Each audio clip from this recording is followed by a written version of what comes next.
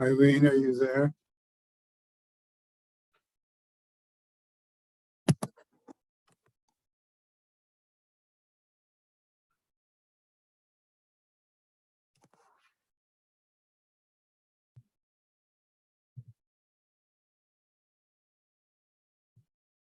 Eileen, Yeah, I'm here. can you see me? Yes. Yes? Yes. Okay. I cannot see you. I don't know why. I don't have my video on. Oh. You don't have it on. Not yet, no. Okay. That's a good reason why I can't see you.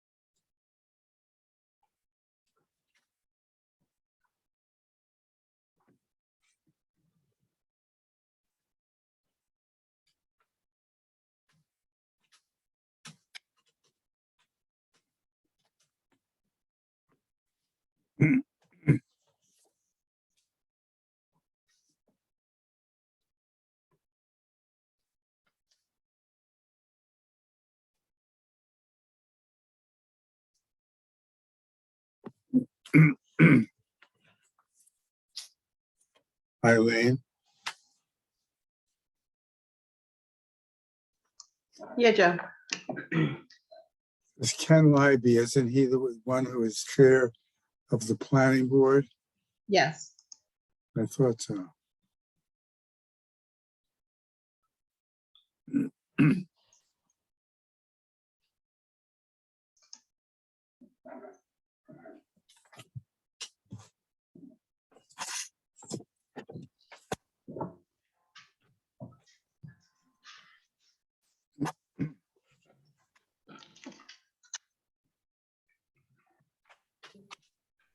Eileen, can you hear me? Yes. Oh, it's Phil Fishman.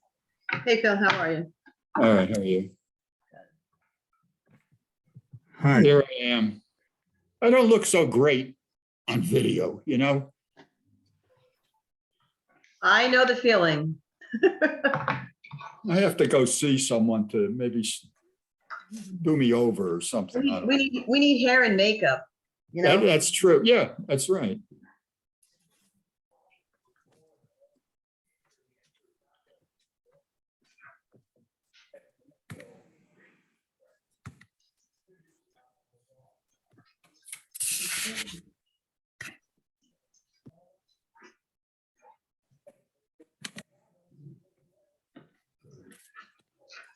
All right, I'll go hide. You don't need me.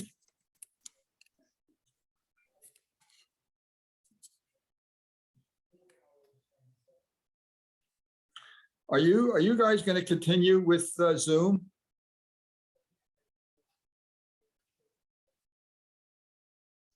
We are, we only came out of the mandatory mask at town hall today. So, you know, we have to kind of discuss it. The township committee room is really set up for the township committee. You know, it's really not. So we're gonna have to gauge everybody on the board and how comfortable everybody is being in that close proximity to each other. Like I said, we just came off the mask mandate today. Yeah. Give it a, maybe give it a month or so to see what happens, if anything, and then go from there. We can't afford the gas to drive there. I'm telling you, it's crazy. Went up like Right. 50 cents around the corner from me. It was $3.99 like 2 days ago. Now it's $4.50. No, it's gonna be $6. I can't, we're gonna have to start walking to work, carpooling. Can't afford that. But that's not the only thing. Food, everything else is going double up. It's unbelievable. Crazy.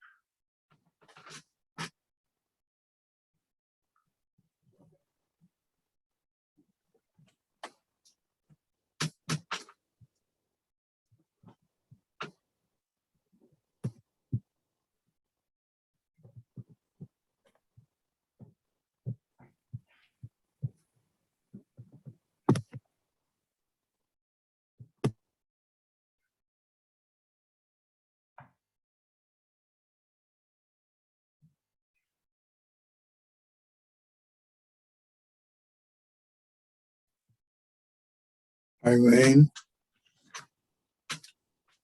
Yes, that matter that's being carried to March 24. April, Right. no, it's being carried to April 4th. It says March. Yeah, I sent a revised agenda. Oh, you did. Yeah. It's being carried to April 4th. April 4. Let me mark that down. Would you make a note to say that verbally as well? Yeah, Craig will do it. Okay.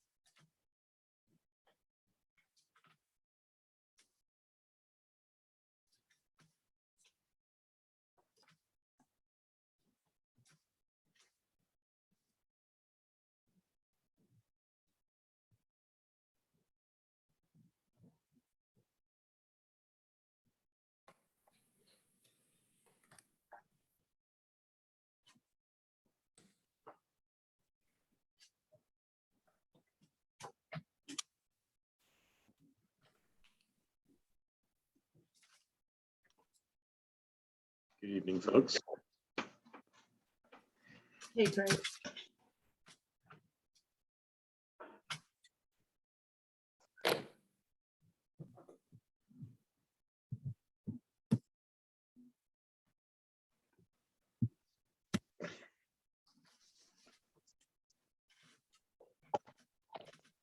Craig, are you thrilled that I'm actually on the meeting on time? I am a bit surprised, yes. He was the first one here. And by the way, no feedback, Joe. I know. Big improvement. Because I'm on a different laptop. Oh, very good. No, this one's good. This one's crystal clear. One of my grandchildren was here and I asked him if he could fix that feedback. And he said, not unless we're on an actual Zoom meeting.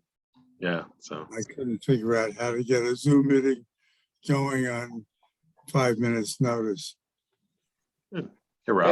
Hey, Joe, what do you do with my friend Joe Steinberg at 6:54? I know. They're saying no feedback. Isn't that amazing? Here's to you, Rob. You know what? I like that. That I will accept. Good.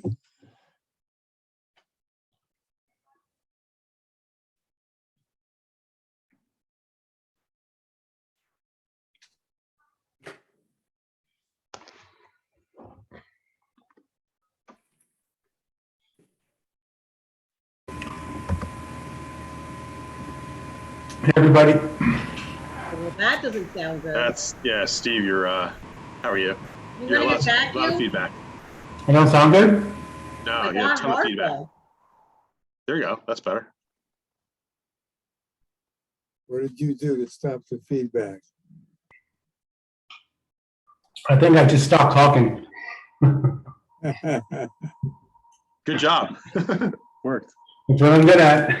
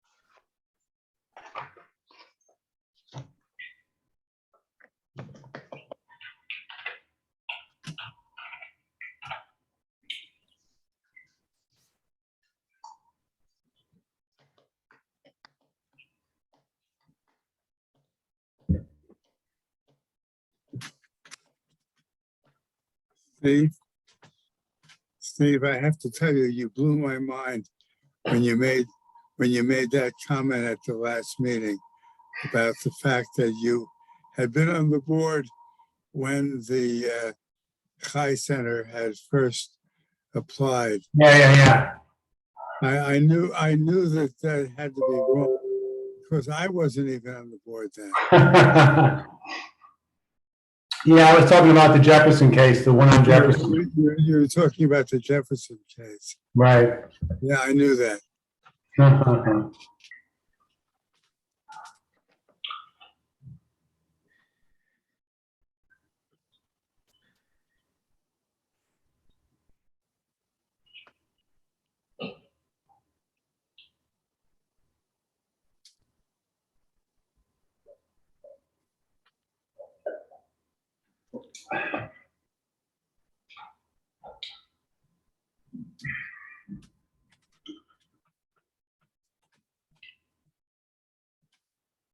When I announced at the last meeting that I had been chair of the board at the time of the Jefferson Avenue application, I was 90% sure the attorney would say, well, we don't want you on this case.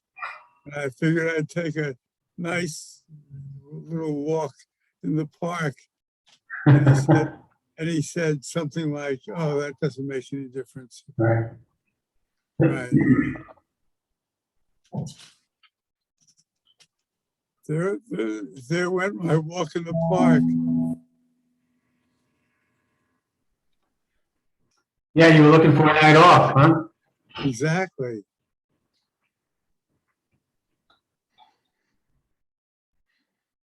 Hi, everyone. Ashley. No.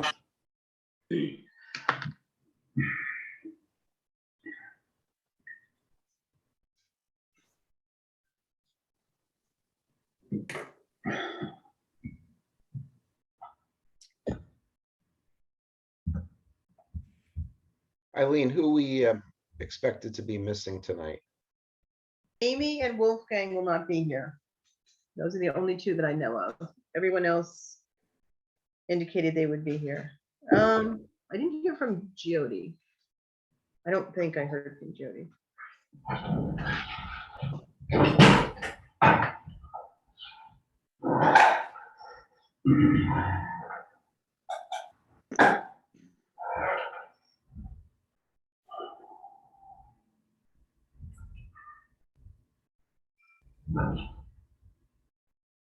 I was on a crowded New Jersey Transit train coming home today.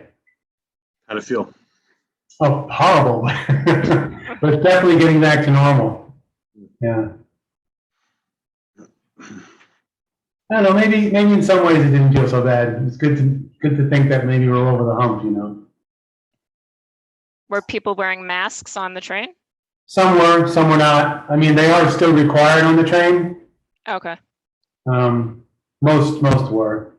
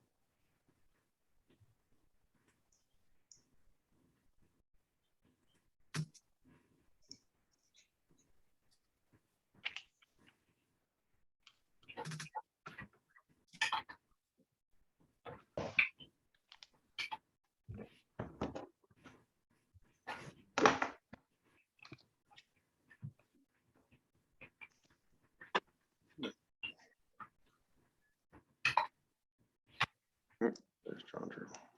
Yeah, haven't trouble getting them on So all we're missing is Jessica, or is she out tonight? She's not, no, she's next. there. She said she would be here. Okay. Um, She's in the audience. I don't know if I don't know. I don't recall hearing from Jody.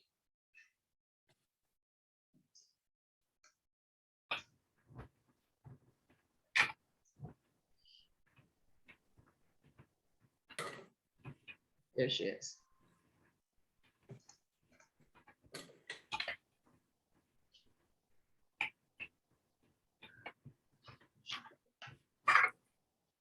Hey guys, sorry, my computer shut down.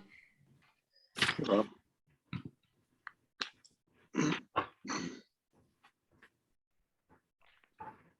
You want to start and just wait, and if Jody. yeah, we'll go to the first case and see if she comes by the first We case have here. minutes and Yeah, resolutions. we have resolutions, we have a bunch of things, memorializations, we have a few things to cover, so. All right, go ahead. In accordance with Section 5 of the Open Public Meetings Act, be advised that notice of this meeting was made by posting on the bulletin board in Town Hall, mailing to the officially designated newspaper, a list of the meeting dates annually indicating this meeting would take place on Monday, March 7th, 2022, via Zoom webinar. Joseph Mr. Steinberg, Chairman, here. Steve Toger, Here. Chandru Harjani, Here. Ashley Abigdor, Here. Vice Chairwoman Jessica Glatt, Here. Chairman Craig Platinum. Here. Mr. Chairman, may I have the floor for a couple of minutes? Go ahead, Joe. Thank you. I missed the beginning of the meeting on January 10th, first meeting of this year. And so at the request of the chair, for a completely different reason, I went back and I watched the video of the meeting. And I want to say a couple of things. First of all, I know this will blow the minds of every one of you who knows me, but had I been at the meeting, even a Zoom meeting, I would have blushed tremendously when Craig and Jessica gave their comments about me and my service on this board.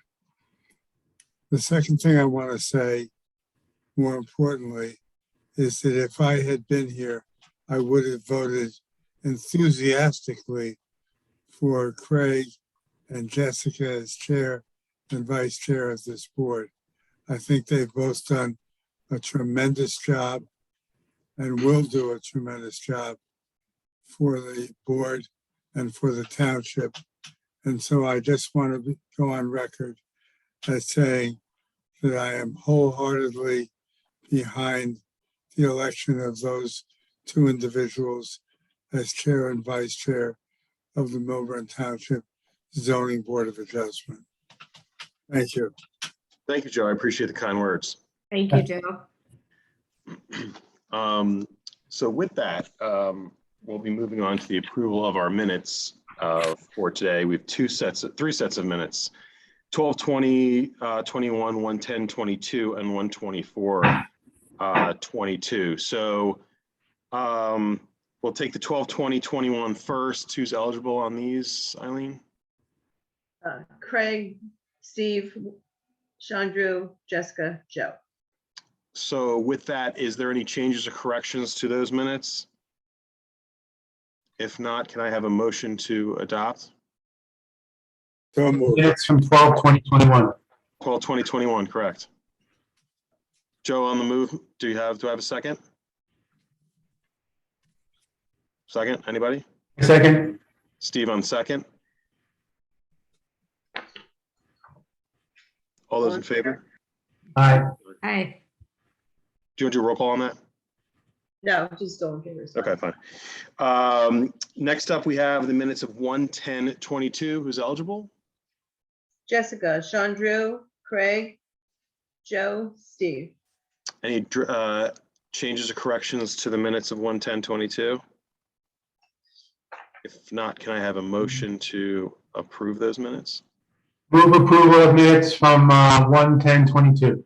We also lost Joe, and a second. We lost Joe. Hold on. Chandru on the second. Yeah, we lost Joe. Just keep an eye on the attendees. All those in favor? Aye. Hi. Anyone opposed? Anyone abstain? Thank you. Those pass. And that lastly for 124/22, who's available on that? Steve, Chandru, Ashley, Jessica, Craig. Any corrections or additions to those minutes? If not, can I have a motion to adopt? Move approval minutes of 124/22. And a second? Second. All those in favor? Aye. Anyone opposed? That will pass. So the minutes are now approved. We're moving on to the memorializations. First one is calendar 384621, Alexi and Milena Gashkovich, 86 Locust Avenue in Milburn. Who do we have as eligible? Tonight eligible are Steve, well, Joe, if I can remember it. Joe, Steve, Jessica, Craig, Chandru. Any corrections or changes to that memorialization? If not, can I have a motion to adopt that memorialization? Move approval. In a second, Second. do a roll call on that. Just Nope. Steve Toger, Yes. Chandru Harjani, Yes. Jessica Glatt, Yes. Craig Plattner. Yes. Next up, we have calendar 384321, Allison and Stephen Bitterman at 20 Hawthorne Road in Short Hills. Who's eligible to vote on that one? Steve, Jessica, Craig, Chandru. Any corrections or additions to that memorialization? If not, can I have a motion to adopt? So moved. Second, Second. Jessica on the second, roll call. Steve Toger, Yes. Chandru Harjani, Yes. Jessica Glatt, Yes. Craig Plattner. Yes. Next, we have calendar 384221, David and Barry Leibowitz at 38 Quaker Road in Short Hills. Who do we have as eligible? Eligible is Jessica and Craig. Hmm. In that case, any corrections? I'll move approval. I will second. All in favor? Yeah, Matt, that's a yes Jessica on me. Glatt, And Craig. yes. Yes. Craig Plattner.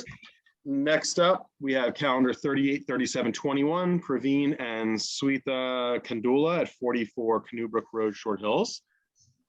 Eligible members are Eligible members are Craig, Steve, Jessica, Chandru. any corrections or changes to that memorialization? If not, can I have a motion to adopt? So moved. Motion to adopt. Steve on the first, Chandra, you good on the second? I can go second. Very good. And then Steve roll call. Toger, Yes. Chandru Harjani, Yes. Jessica Glatt, Yes. Craig Plattner. Yes. Okay, so let's see if we can get Joe back, because right now we only have 5 voting He's not members. even he's not even in the audience. I'm going to give him a call and just Yeah, maybe we should. we'll move on. Let me just see if I.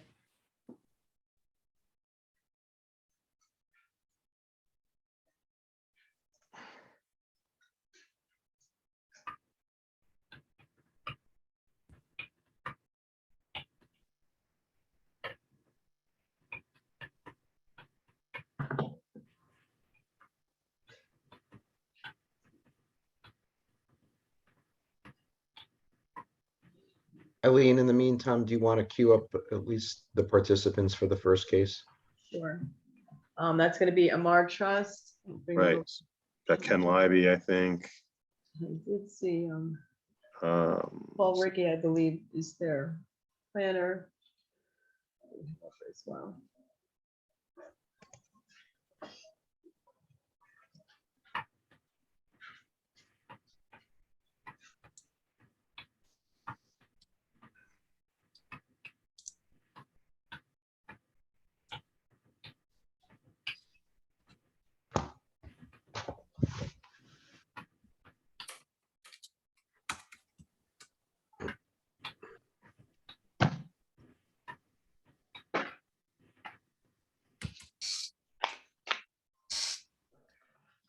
Mr. Libby, we're just trying to see if we can get Mr. Steinberg back on the Zoom call quick. Give you an extra voting member here. I understand. Eileen, aside from the people I had told you about, I'm expecting a gentleman by the name of Al Kim, Got who's it. a neighbor. Okay, I'll bring him over at the appropriate time. Okay, So it's just you and Paul? Is there anybody else? that yeah, needs- there's the engineer, Jim Madsen. Okay.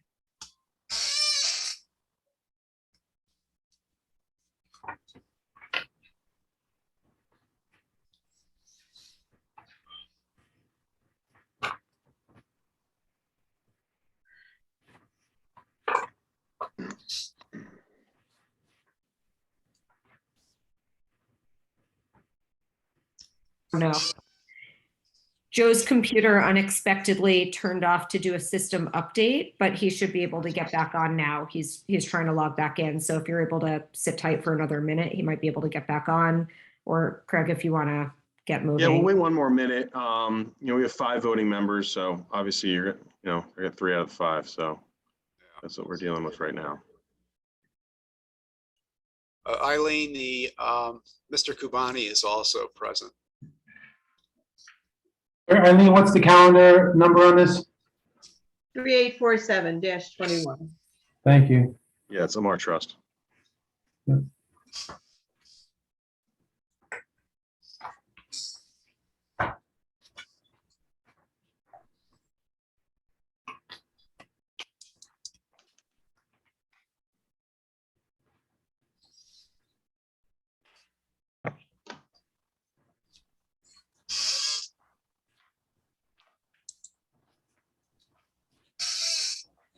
All right, Ken, you good if we move forward, or would you like to wait another minute? No, I think we can go forward. Okay, then the floor is yours. Okay, Thank you. just so we understand then that Mr. Steinberg will not be participating in this hearing. Okay. Good evening. My name's Ken Leiby. I'm the attorney for Amar Trust Investments, LLC, which is the applicant on this application. That is a sole member LLC. The sole member is Mr. Amar Kubani, who is present with us this evening. This application seeks 3 C variances relating to 2 distinct proposals for development. The first is the relocation of 4 air conditioning units from the rear yard to the side yard, where there is already a generator located. This requires a side setback variance. 30 feet is required, and I believe we're somewhere under 25 feet. It's 30 feet to the nearest principal offsite building. The second is the construction of a circular driveway in the front yard. This requires 2 variances, one for lot coverage and one for front yard impervious coverage. The site plan, which was submitted with the application, had an error in the zoning table, which relates to the circular driveway. We submitted a corrected table. We didn't put in a whole new site plan. I believe that was submitted early enough to make it into your packages. Eileen, excuse me, Mr. Leiby. Eileen, is that accurate? Is that part of the record right now? It was received. However, it was not sent with the packages. I did email it to everyone. It was an attachment F, as well as a revised chart, which is on the site plan. I did email it to everyone, but unfortunately, when the packages were sent out, the person who did it didn't realize that this was supposed to go out with them. So I did, but I didn't email to everyone, and it's on the Okay. website as well. So Mr. Leiby, at the appropriate time, we'll just mark your letter and the attachments. Okay. Thank you. I anticipate 3 witnesses this evening. First is Mr. Jim Madsen, who's a licensed professional engineer. He prepared the site plan and he will walk you through it. The second, this may be a little bit out of order, but I asked the next door neighbor to testify as to his opinion with respect to these variances, since the air conditioning units will be sort of adjacent to his property. And I thought if we could get him on fairly early, then he could go back to doing whatever it is he might be doing this evening.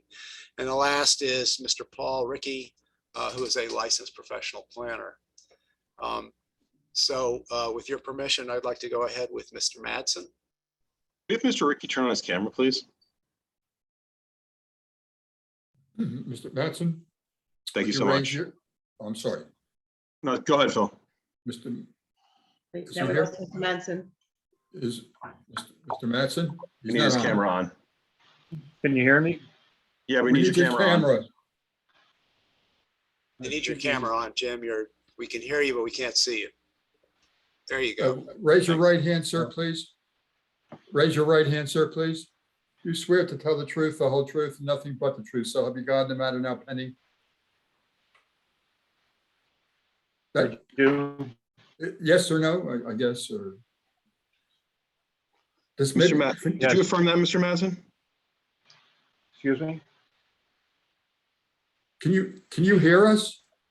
I can hear you, yes. You can't hear me?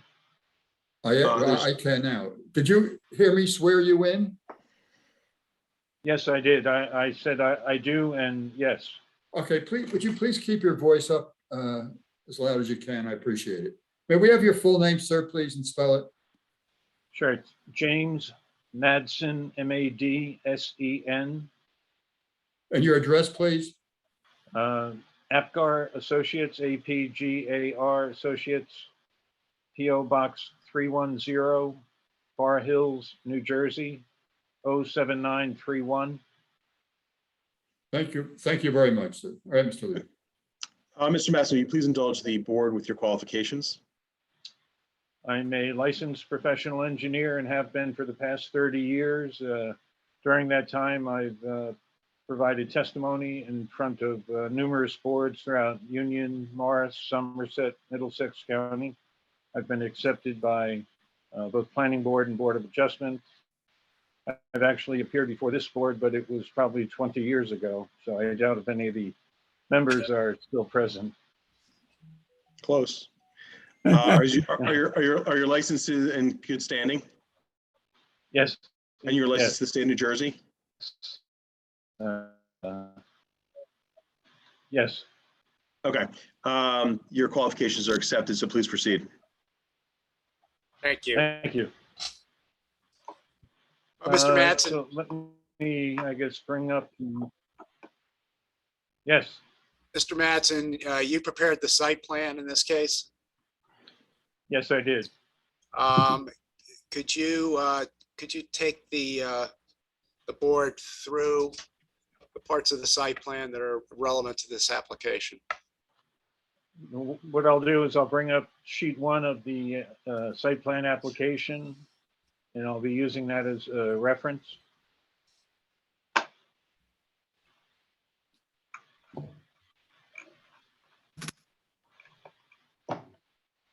Can everyone see that? No. Your screen is not sharing.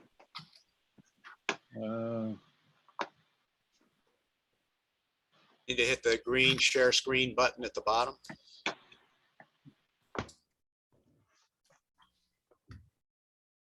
This is the court reporter. I have permitted the share screen on my end, so you know. Okay. There you go. You have it now?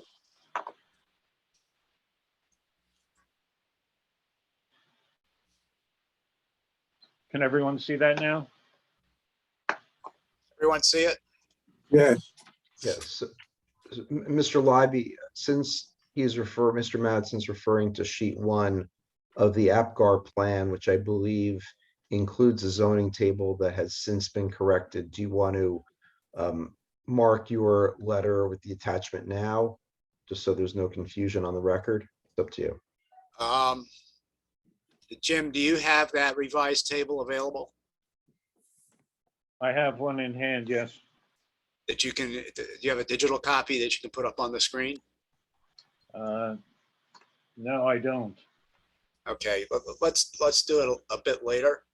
Okay. I'll share my screen and we'll get it up. That's fine. Thanks.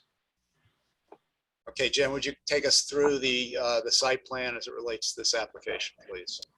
Certainly. As Mr. Libby stated, part of the application and request is to relocate the air conditioning units that are at the back of the property. They're located just off of the garage area. You'll see 3 different units there. They are to be relocated to the south side of the dwelling. They will be approximately 25 feet at the nearest point to the adjacent structure on the adjacent lot.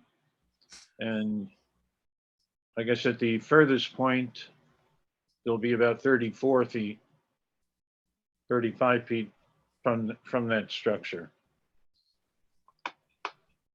The second part, or second variance, is for the circular drive, which is located in the front of the property.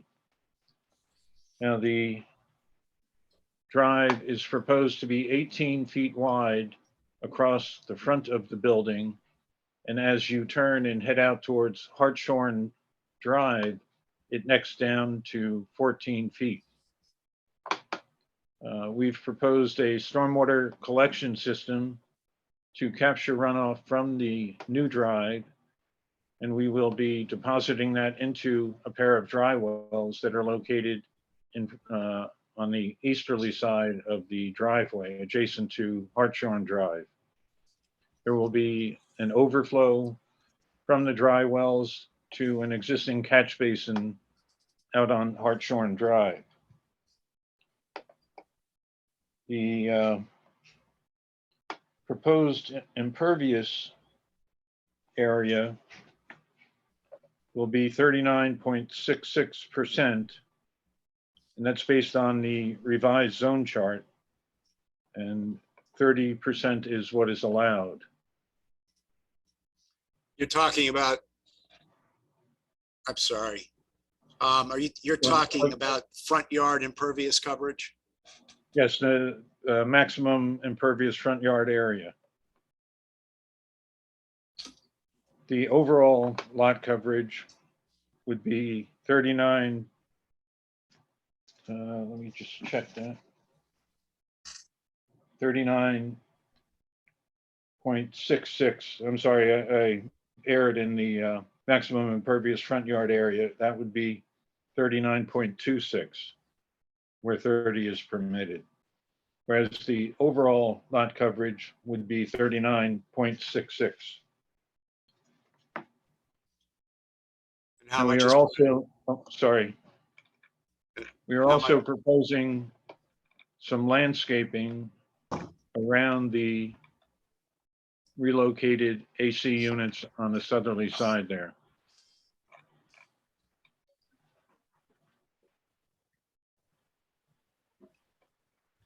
and those are shown as boxwoods, correct? Yes, they are.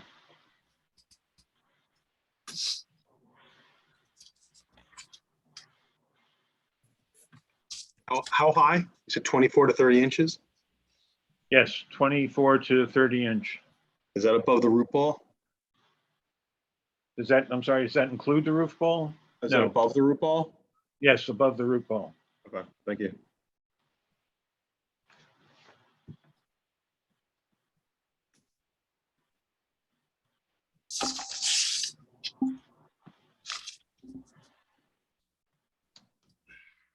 Okay, I believe that that's it for Mr. Madsen. Does the board have questions? Anyone have any questions for Mr. Madsen? Yes, I do. Go ahead, Steve. Mr. Mattson, can you provide some testimony as to the rationale for this, for these variances as it pertains to any hardship that you know may exist, and as it pertains to the negative and positive criteria required for the evaluation of the variances? Mr. Topher, we have a planner who's going to speak to those issues. Mr. Madsen is not a planner. Okay, very good. Thank you. And will that planner also be discussing the variant, the lot coverage variance? Yes. Okay. Then you can stop sharing your screen, Mr. Madsen.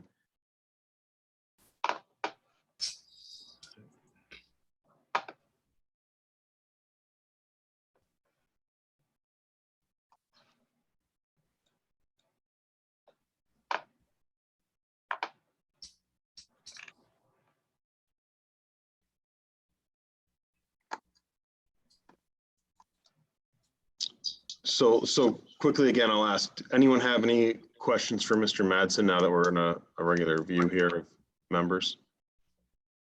Then Mr. Libby, who would you like to go to next? Do you want to bring Mr. Kim over? Is that where you want to go? Yes. Is he available, Eileen?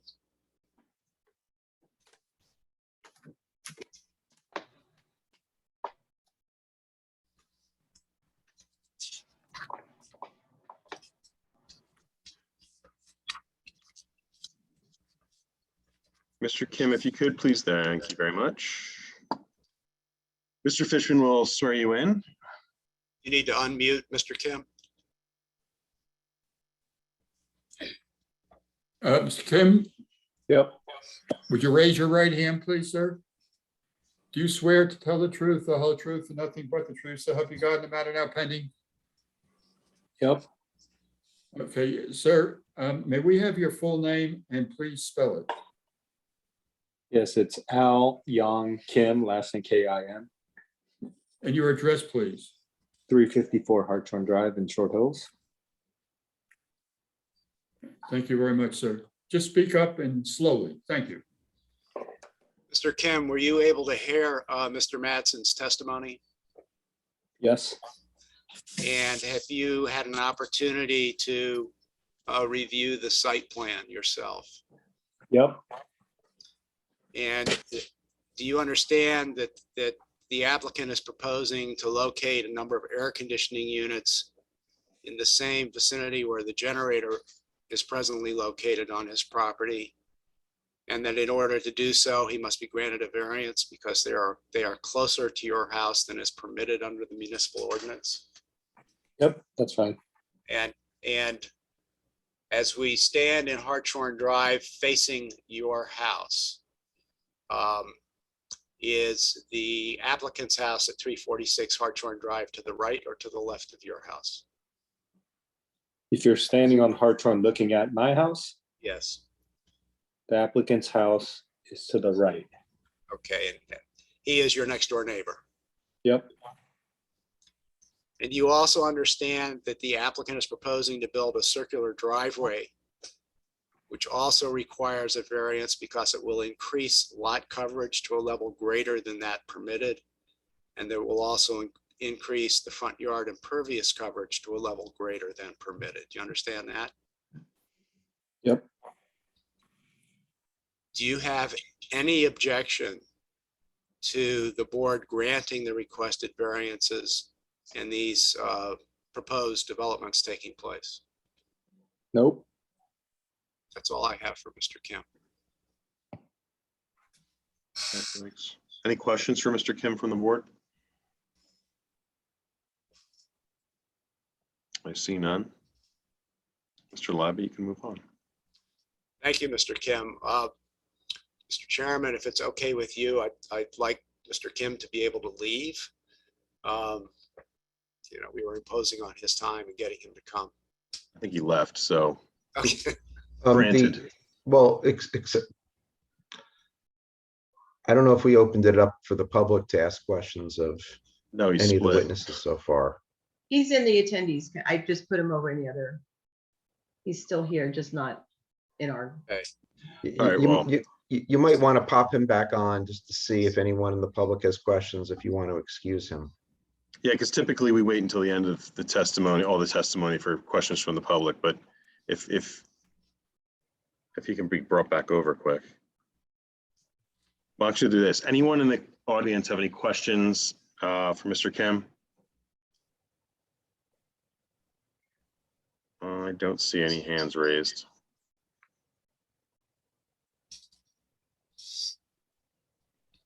Okay. I think we're good to go.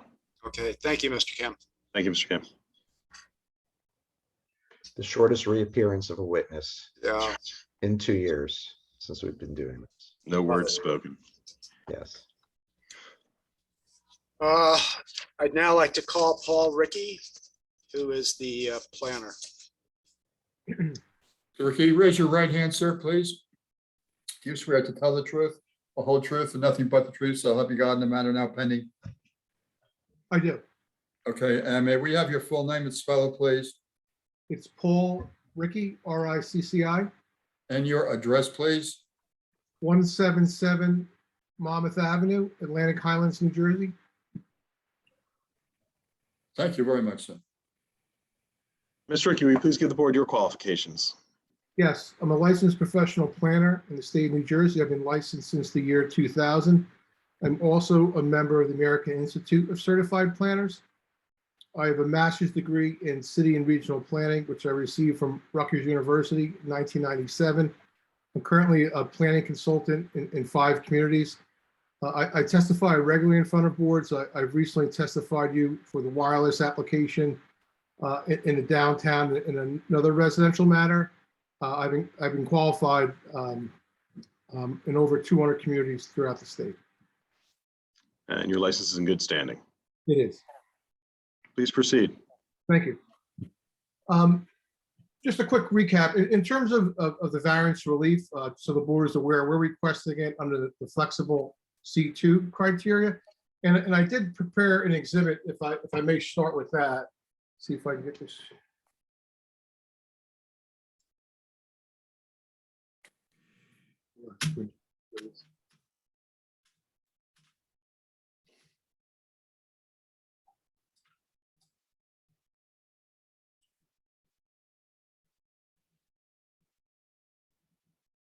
Is that visible to the board? Yes, it is. Good. I'll bring my screen back up. It flashed on my other screen. Okay, so, hey, Paul, this has not been submitted to the board yet. It has not. So let's mark this as A1, please. Thank you. And just provide a foundation, Mr. Ricky, for the exhibit. Yes, the exhibit consists of 3 pages. The first page is entitled Exhibit 1, Aerial Map, 346 Hartshorn Drive, Milburn, New Jersey. It shows the subject property outlined in orange. The aerials are dated the year 2000. And the numbers on the properties indicate the block and lots, and they will correspond later with some pictures I took last week, which are, I have 2 pages of pictures, 4 of the subject property and the property immediately adjoining it, and then 4 pictures of other properties in the neighborhood. And the intent of the exhibit is to place the property in context and show how, as a result of the front yard driveway variance, that the character of the neighborhood would not be altered or changed, as what the applicant is proposing is largely an existing characteristic of this particular neighborhood in Milburn. Mr. Ricky, I'm sorry I'm interrupting you. With regard to the first page, which is the aerial, you said it's from 2000? The aerial is dated 2000, yes. Okay. Is it your understanding that the aerial accurately depicts the subject neighborhood that you're showing today, even though it's dated from 2000? If you see where I'm circling, block 3201, lot 9, this house is now, you can see it's under construction. It's now completed. And in the lower right, you see block 3201, lot 8. There's still construction ongoing where I'm circling in the center right of the aerial. In terms of the pictures that I'll show later, they'll demonstrate the exhibit was largely prepared just to place the pictures in context, and will show the existing conditions of the circular driveways in the neighborhood. So yes. Yeah, I think that date must be wrong, because this is a very new photo, fairly new photo. It's not from the year 2000. 2020. Did I say 2000? Yeah. So I it's 2020. 2020. That's a big difference. Okay. I'm sorry. I apologize.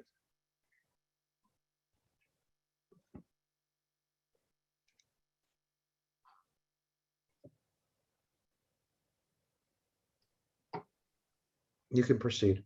Okay. Again, Exhibit 1, subject property is outlined in orange. It's an existing conforming lot in the district. Really, the purpose of this exhibit, which I'll discuss more in nature, from Slayton Drive, which is in the center left portion of the exhibit, heading all the way down to Weston Drive on the same side of the road, the subject property. You can see on block 3201, lot 12, there's an existing circular driveway.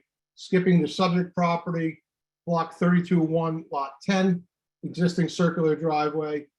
A recently constructed home on block 3201, lot 9, there's an existing circular driveway. The following property, it's a property that's set back far from the road. It's a large increase in elevation from the road to the property. has a very long circular driveway that, if you can see where my cursor is pointing, there's a tree line in this picture, but essentially this is a circular driveway where I'm circling in the center in front of the house on block 3201 lot 8, and then it goes to a single driveway to the roadway. And then also there's construction on the property that apparently was subdivided recently on block 3201 lot 8 in my area. And this is still under construction. There's fencing around the property today. And then I have a few pictures of the subject property. Picture 1, nice red brick colonial. And then on the side, the second picture shows the side of the property where the air conditioners are proposed. So I just wanted the board to see the relationship, that there is an existing landscape material that separates these two properties today. And that you heard from the site engineer that that's going to be embellished with some additional landscaping. And then picture number 3 shows where the air conditioning condensers are proposed. You can see that there's an existing generator at this location. It results in a logical location to locate this type of equipment on the side of a house. And then finally, picture number 4, I know Mr. Kim was just on as his house. You can see a similar relationship with air conditioning condensers right on the common property line. I will discuss this more through my direct testimony. Mr. Kim's house is closer to the common property line than the subject property in this context, and they both are subject to the same zoning requirements. And then pictures 5 through 8 are verifying some of my previous verbal testimony on the aerials of those existing circular driveways. These pictures were taken last week. Block 3201 lot 10, that's Mr. Kim's property with a circular driveway. This picture number 6 is around the corner on block 3201 lot 9. It's a nice home. I filled that picture in. 3702 lot 3 and picture number 7 is directly across the street. And then picture number 8 was the home that I discussed up the hill with the large circular driveway in this neighborhood. Just to not to be repetitive, but the variance relief that we're requesting is to permit a maximum lot coverage of 39.66%, where 35% is permitted. To permit a maximum front yard coverage of 39.26%, where 30% is permitted, and to permit the air conditioning condensers at a distance of a minimum distance of 25 feet from the adjoining home, where a minimum of 30 feet is required.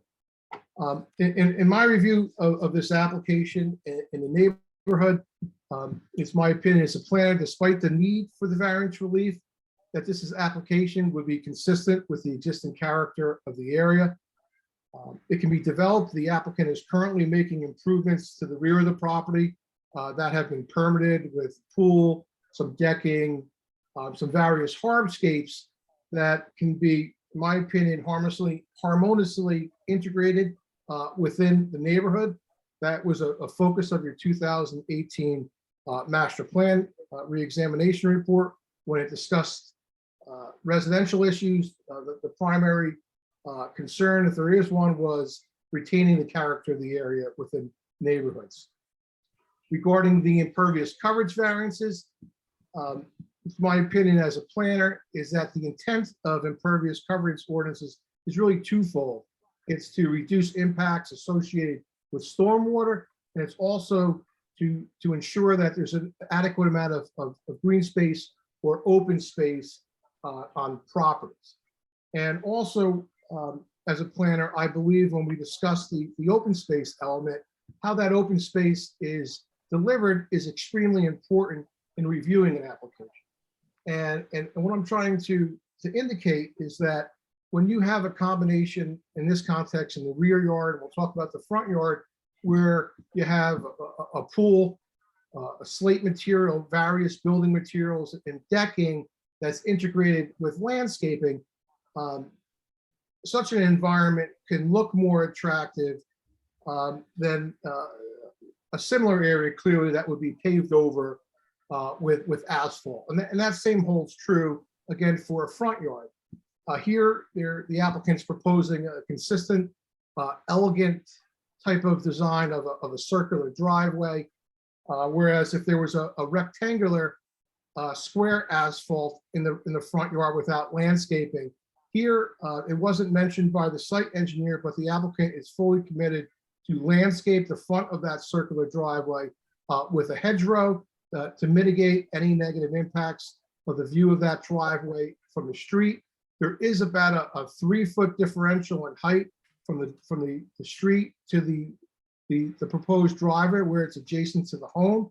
So if a 2 to 3 foot hedgerow was added in that location to a pedestrian walking by, that would feel adjacent to the house of 5 to 6 feet in this context. The applicant indicated to me, and one of the reasons that they're desirous of building this circular driveway, which also makes sound land use planning sense, is that when there are parties and the like, that this enables cars to be parked off the street. It's a less intrusive way of an applicant to have gatherings at their house in a manner that would not be disruptful of the neighborhood. And also, I think it's important to recognize here that to mitigate impacts of both the front and the rear yard, there are dry wells that are proposed both in the rear of the property as well as the front of the property. And those are depicted on the site plans. Regarding the air conditioning, both the adjoining property and the subject property require a 30-foot setback requirement. And that, to be clear, as I know the board is aware of this, that is measured from the air conditioning units to the adjoining principal structure.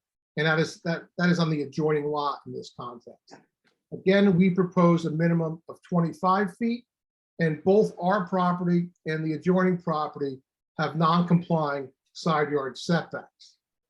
In this regard, the applicant proposes an air conditioning setback to the common property line that ranges from 14.3 to 18.5 feet. The adjoining air conditioning setbacks that I showed in picture number 4 are approximately 7 to 8 feet from the common property line.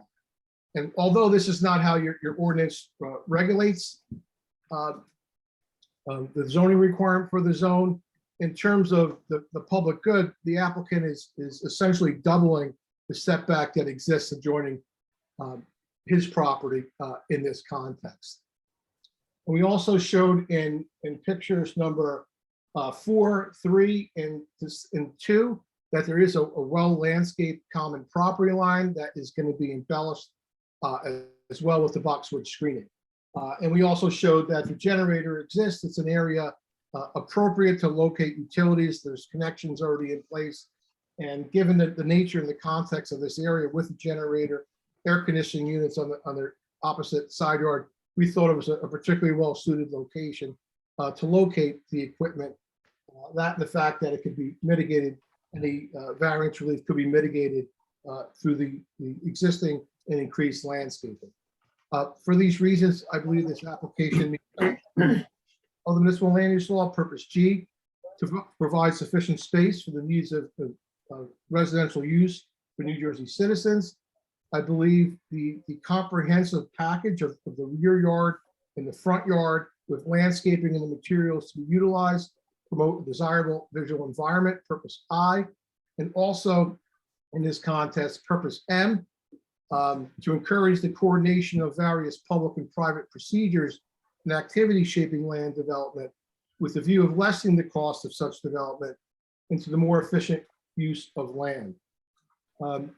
Regarding the negative criteria, I believe that the variances can be granted without a substantial detriment to the public good or your zone plan, the key being the substantiality of these deviations. I note that there continues to be over 60, or there would continue to be over 60% of the front lot, and the entire lot would remain as open space. And I've mentioned throughout that the applicant is willing to mitigate these variances through the dry wells and the increased landscaping. To some extent, the need for the air conditioning variance relates to the setback of the adjoining home where the Turn light on. Sorry, continue. to some extent, the need for the air conditioning setback variance relates to the existing non-conforming setback of the adjoining residential home. But in this regard, the public good would not be, as I mentioned, not being a little repetitive, negatively impacted as the applicant largely proposes to double the setback distance to that common property line.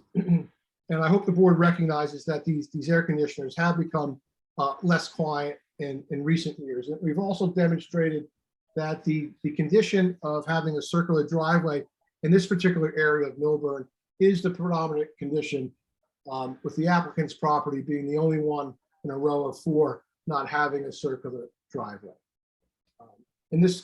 For this reason, the appearance from the street would be substantially similar to what is proposed by the applicant. And for that reason, there would be no substantial detriment to the public good or the character of the area. For these reasons, I believe this application results in sound land use planning and one that can be justified by the board to grant variance relief. Mr. Ricky, could we go back to the aerial view of the property?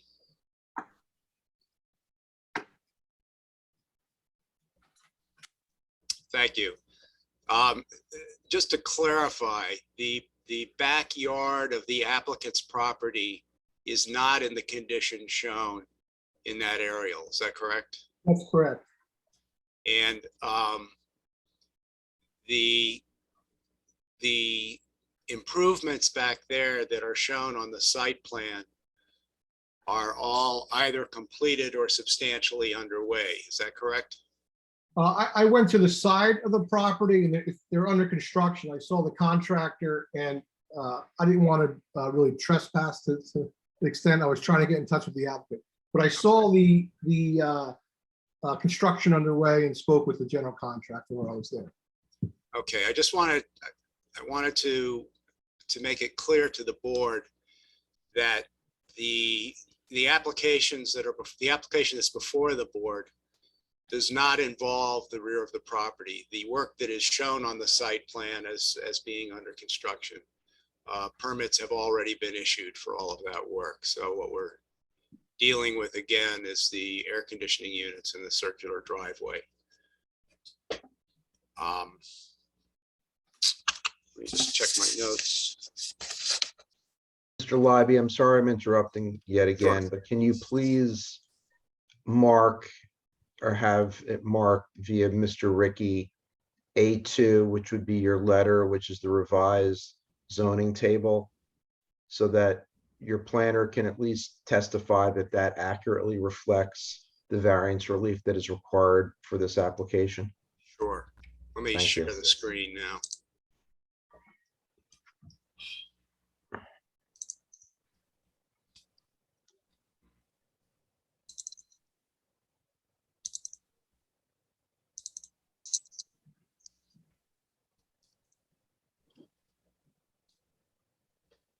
Can you see my letter of February 24th? No. No. No?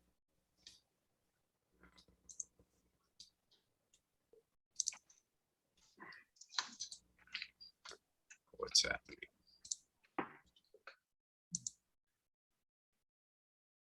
Oh, I see. Hang on just a second. I skipped a step. Now can you see my letter of February 24th? Yes. Okay, and attached to that letter is the revised zoning table that was submitted to the zoning officer, board secretary in February. Mr. Ricky, is this the zoning table which your testimony reflects? Yes. And those are the variances those are the impervious coverages that I indicated in my today. So we're going to mark that as A2. which will be the letter and its enclosure. Dated February 24th, 2022. Right.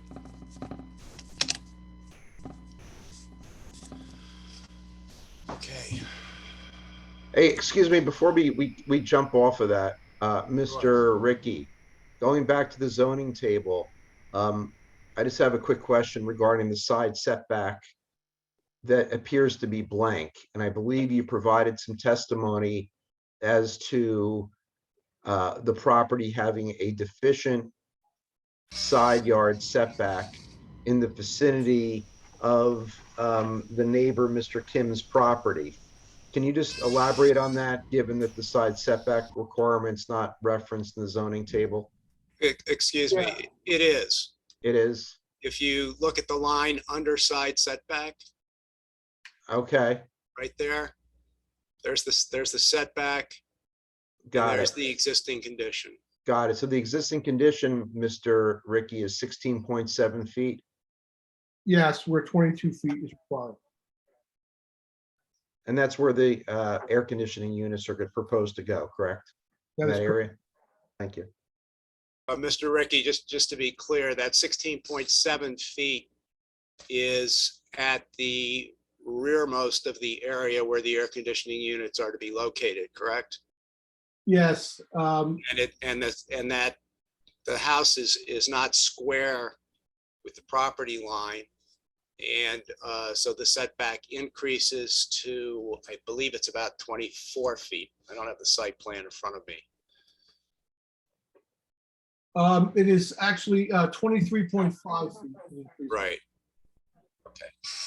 So Mr. Ricky, do you want to provide some C1 testimony, particularly with regard to the air conditioning units in that side setback area where there's already deficiency due to the location of the house? Well, in terms of a hardship, I know the board is aware that a hardship pertains not only to issues related to topography, wetlands and the like, but to lawful. Excuse me, sorry, this is Cory Porter. Somebody is in the background speaking over you. So I'm not sure who that is or where it's coming from. Yeah, I'm getting a lot of feedback as well. Maybe everyone could mute.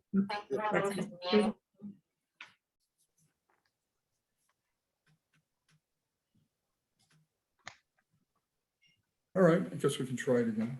That seemed to do it, so. Go ahead, Mr. Ricky. Under section 4055D C1C, the municipal land use law says that an individual is entitled to a hardship under the C point by reason of an extraordinary or exceptional situation uniquely affecting a specific piece of property or the structures lawfully existing thereon. So the extent that there's a lawfully existing condition relating to the land, the applicant is entitled to a hardship in that regard. Thank you.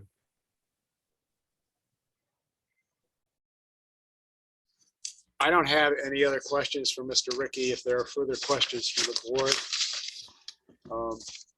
Could you stop the stream share, please, Mr. Ricky? Or Mr. Libby, whoever is that up? Yep. Any questions for this? Go ahead, Jessica. Okay, so I just want to make sure I'm understanding this correctly, because you keep referring to the variance for, because you're seeking the circular driveway in the front. So we have the front yard impervious coverage variance as well as the lot coverage variance. When I went to the property, it seems like the pool and the patio or in the backyard are still under construction. If you had scaled back on the coverage in the backyard, would that have affected the need, your lot coverage variance? Is this correct, directed to me, Ms. Spot? Yeah. Yes, it would have reduced the extent of that variance, yes. Okay, thank you. Any other questions for this witness? Go ahead, Steve. Mr. Ricky, do you know the other houses on the street that have circular driveways, do you know if any of those applied for a variance for the driveway? I do not know. I know that circular driveways are permitted to the extent that those exceeded the impervious coverage. I do not have that information.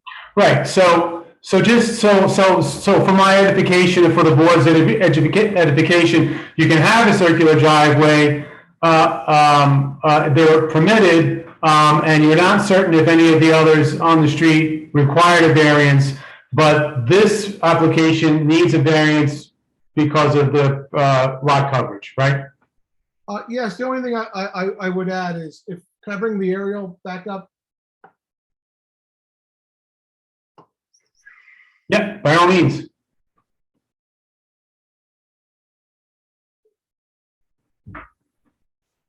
Give it a second. Did I bring that up correctly? Yes. Yes.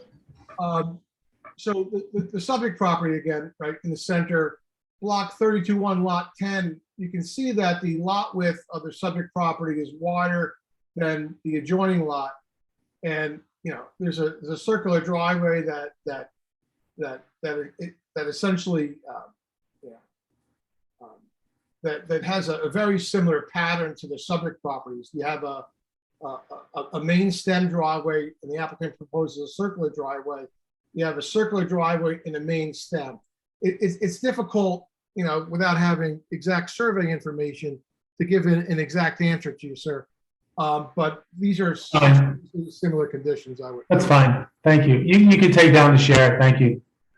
And I just wanted to also understand the AC units. When I looked at the property, I actually only saw one AC unit at the back currently. So maybe things are under construction. I can appreciate that. But why do you need to move the AC units exactly? What is there something about the construction that requires them being moved, or the applicant just doesn't want them back there near the pool, or what? I'm not quite clear on that. Do you want me to answer the applicant? I can answer to my knowledge. I'm not sure. Yeah, to your knowledge, please. The applicant is reconstructing that area of their home with different materials and pavers, and I think it would just stick out if you have beautiful hardscape and then an air conditioning on top of it. Okay, so not a hardship, really. It's not a hardship in the true sense of a hardship. No. Okay, thank you very much. Appreciate it. Any other questions from board members? Any questions from the audience for, oh, sorry, Joe, do you have a question? You need to unmute yourself if you do. Got unmuted, Joe. The old unmute button. Okay. Any questions from the audience? I do The question I have is really addressed to our attorney. Do you have enough information from the testimony to draft a memorializing resolution with respect to the plantings that have been testified to? I was somewhat confused about where these plantings are going to be exactly and how high they are going to be, etc.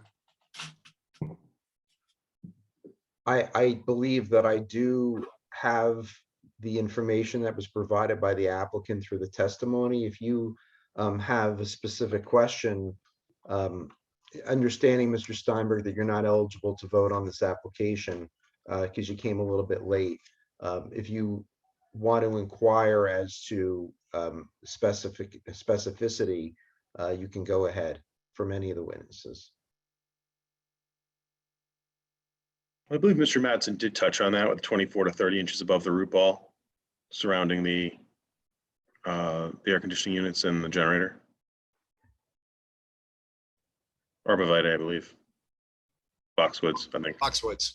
Boxwoods, yeah. So. And I also have a reference to landscaping that's being proposed along the front of the circular driveway, but there was no specificity provided by the applicant as to what was going to be proposed there.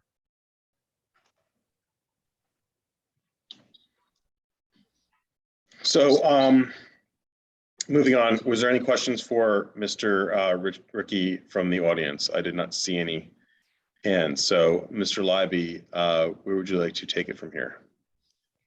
That's all I have. I rely on the testimony of our planner as to the criteria for the variances which are to be granted or which we're seeking. I think that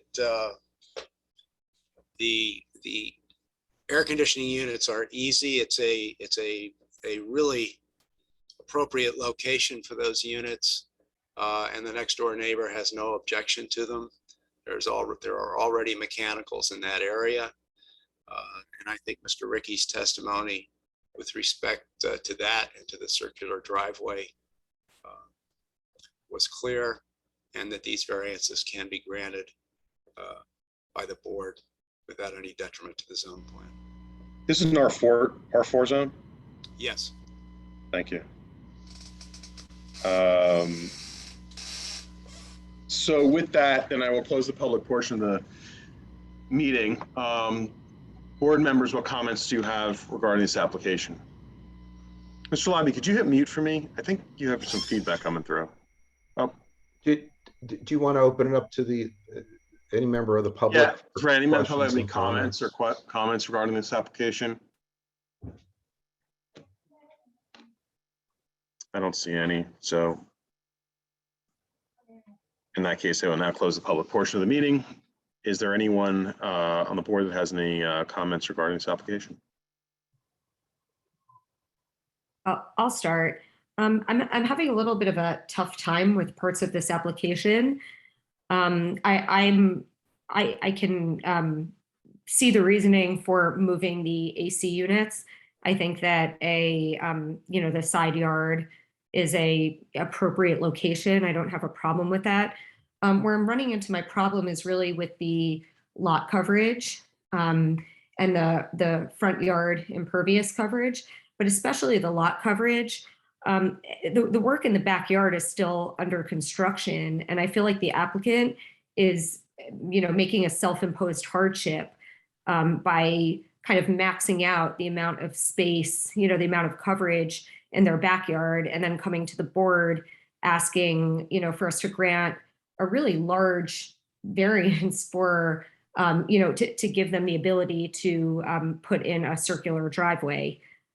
So that's kind of where I'm getting hung up, and I'm curious about what my fellow board members think. Go ahead, Steve. Yeah, I'm in agreement with Jessica. There's no hardship here that I can recognize anywhere. It's difficult, so I really don't see how it meets the positive criteria from my perspective. It's a beautiful front lawn. I mean, we need more of those, not more driveways. But again, that's just, I'm editorializing there. Yeah, but I don't think that the case was compelling as it pertains to the need to grant these variances. Not at all. Thank you, Steve. Any other comments from board members? I would agree with what has been said by both Jessica and Steve. We have a lot here that is almost 30,000 square feet, where 20,000 is required in the zone. And I think that this lot is just maxed out, that we have an oversized lot where just too much has been done, too much development. And now we're coming back to another bite of the apple in order to accommodate more coverage, more impervious coverage. And it's very hard to justify the variance sought based on the oversized nature of the lot. So with those comments, is there a motion in this case? Mr. Chairman, you have the option in asking for motions to split up, I guess, the variances, whether, and that's up to the board, if you want to treat the air conditioner request separately from the impervious coverage requests, or any way you want to do it. I was going to ask the board to separate the air conditioning units and the driveway. Very well. Voting on the variances. So then let's do that. So in regarding to the 6091D, AC unit in the side yard. Do I have a motion on that? I'll make a motion in favor of relocating the AC units. Do I have a second? I'll second. Roll call? Steve Toger, No. Shandru Harjani, Yes. Ashley Avigdor, Yes. Jessica Glatt, Yes. Joseph Stein, I'm sorry, Craig Plattner. Yes.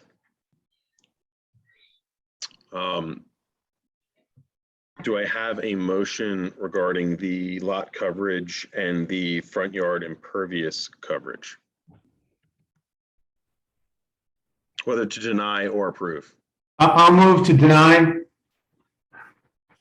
Do I have a second on the denial? I'll second that. Steve Toger, Yes. Shandru Harjani, Yes. Ashley Avigdor, Yes. Jessica Glatt, Yes. Craig Plattner. Yes. So Mr. Libby, you may move your AC units. The driveway does not pass. Thank you. Thank you.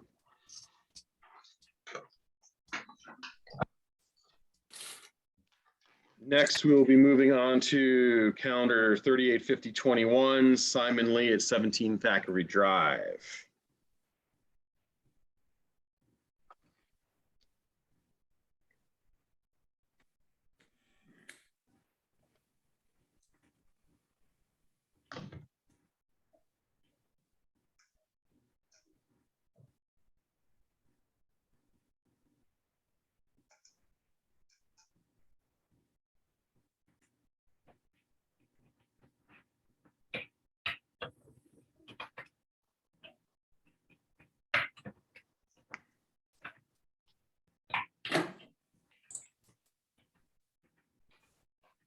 Hello, Mr. Lee, how are you? Hi, everyone. Good evening. Do you have any professionals that are in the crowd tonight to bring over? No, and I feel a little underpowered, but that's okay. We'll see how this goes. Okay, Mr. Fishman will swear you in. Raise your right hand, please, sir. You swear to tell the truth, all the truth, and nothing but the truth, so help you God in the matter now pending? I do. All right, thank you. May we have your full name and spell it, please? Your full name and spell it, yes. Simon Lee, Simonli. All right, your address, please. 17 Thackeray. I'm sorry? Drive, 17 Thackeray Drive, Yes. Short Hills, New Jersey. Yes, Yeah, please keep your voice up and stay close to the You computer. got it. Thanks. So, Mr. Lee, you're here this evening for front yard setback and the request of a 3-car garage. So please proceed. All right. Do you mind if I share screen? Can I do that? Feel free. All right. If anything has not been admitted, our attorney will let you know that we need to mark anything. Okay, thank you.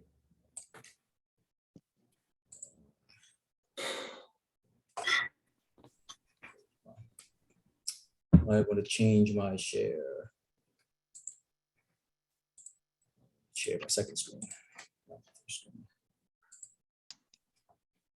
I put a quick PowerPoint because it's easier for me to talk with a PowerPoint at this point in my life.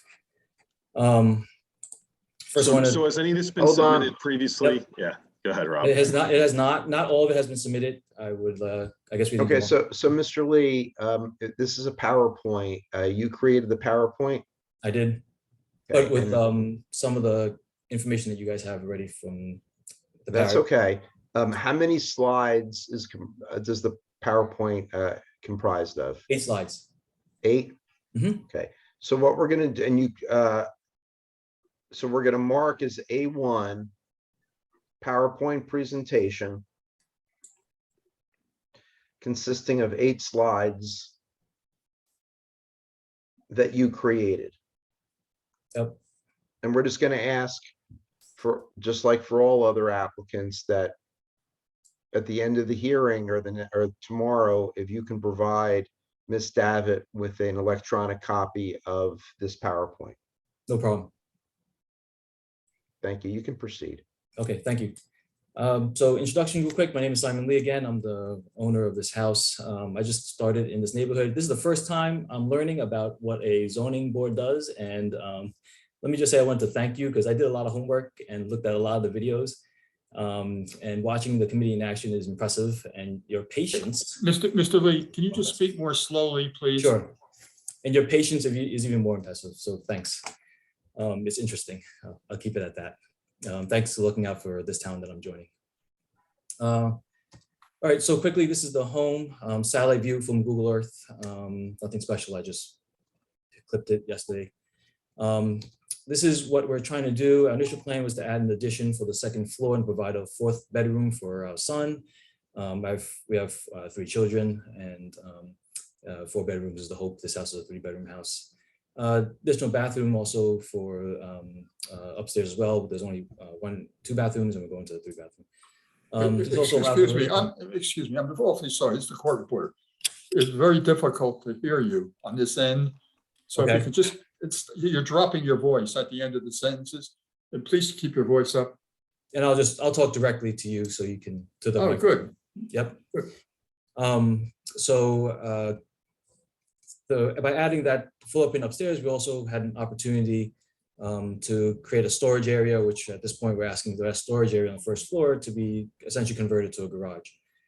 Our intent was always to ask for permission to do this, but because of kind of calendars and delays, and we wanted to start the project, we have gotten approval for this part, and we're now asking for the subsequent part.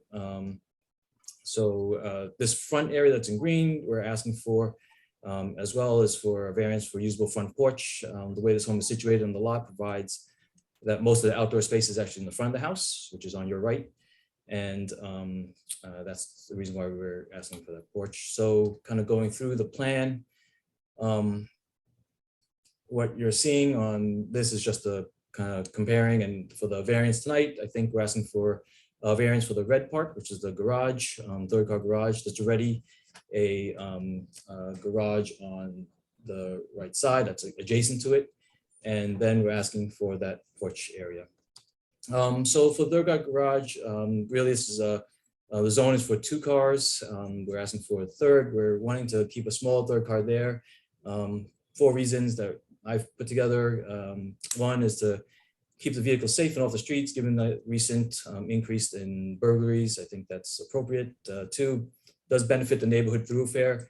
This neighborhood, for those of you guys who've come for Halloween, which I realize is crazy here, this is a kind of a hot area for that, and that's it'll benefit the community. Also allows for maintenance workers to come through, other workers to come through, and it continues the aesthetics of the area. And then the last thing, and this is I guess the truth. I thought a lot about whether I wanted to talk about this or not, and at the end, I think this is the real reason why I'm doing this. When I was I came to New Jersey to take a leadership role in pediatric intensive care. I lead the largest and most comprehensive pediatric intensive care in New Jersey.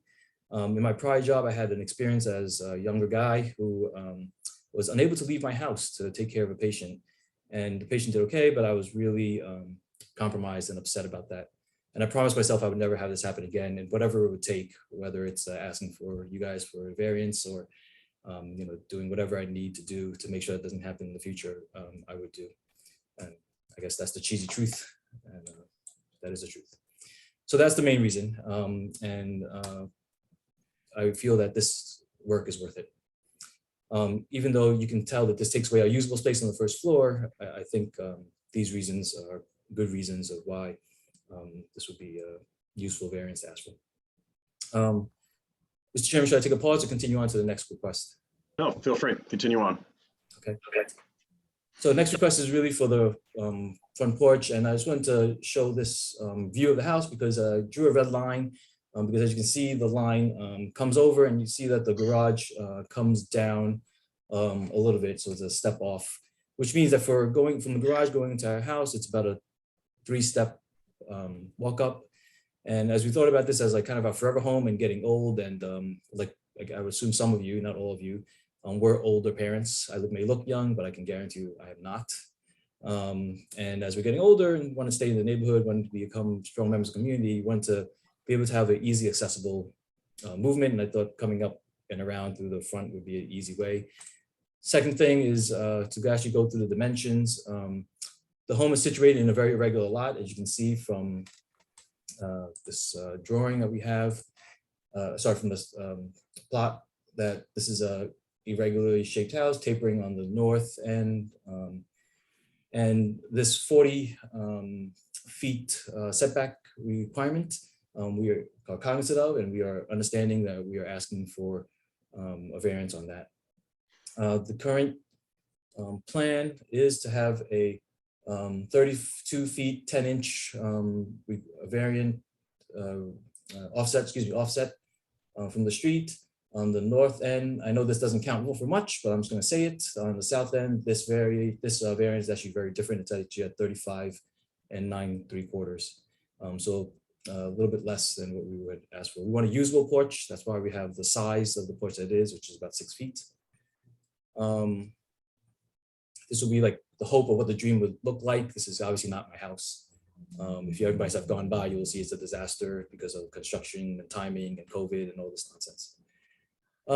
So to put it together and to kind of keep things easy, the regular lot imparts some difficulty in creating an efficient and future-proof design of a usable porch. Placement of the porch on the north part of the home will integrate it with this driveway and with the garage.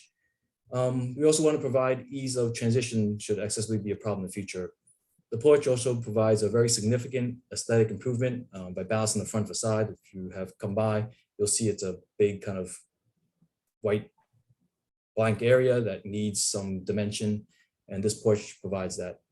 And also, I think, is in keeping with the norms, as I've seen the porch is very similar to the home. These are the numbers. You can see that we're not asking for any other variance. In fact, we more than comply for the requirements of coverage and lot area and ratios. The biggest things are the 3rd-car garage and also the setback. I think we were cognizant of that. We were cognizant of our neighbors. Our neighbors are really awesome people, actually. In fact, Kevin, who used to be part of the board, actually pulled me over and gave me some good recommendations and how to approach this. So I appreciate that a lot.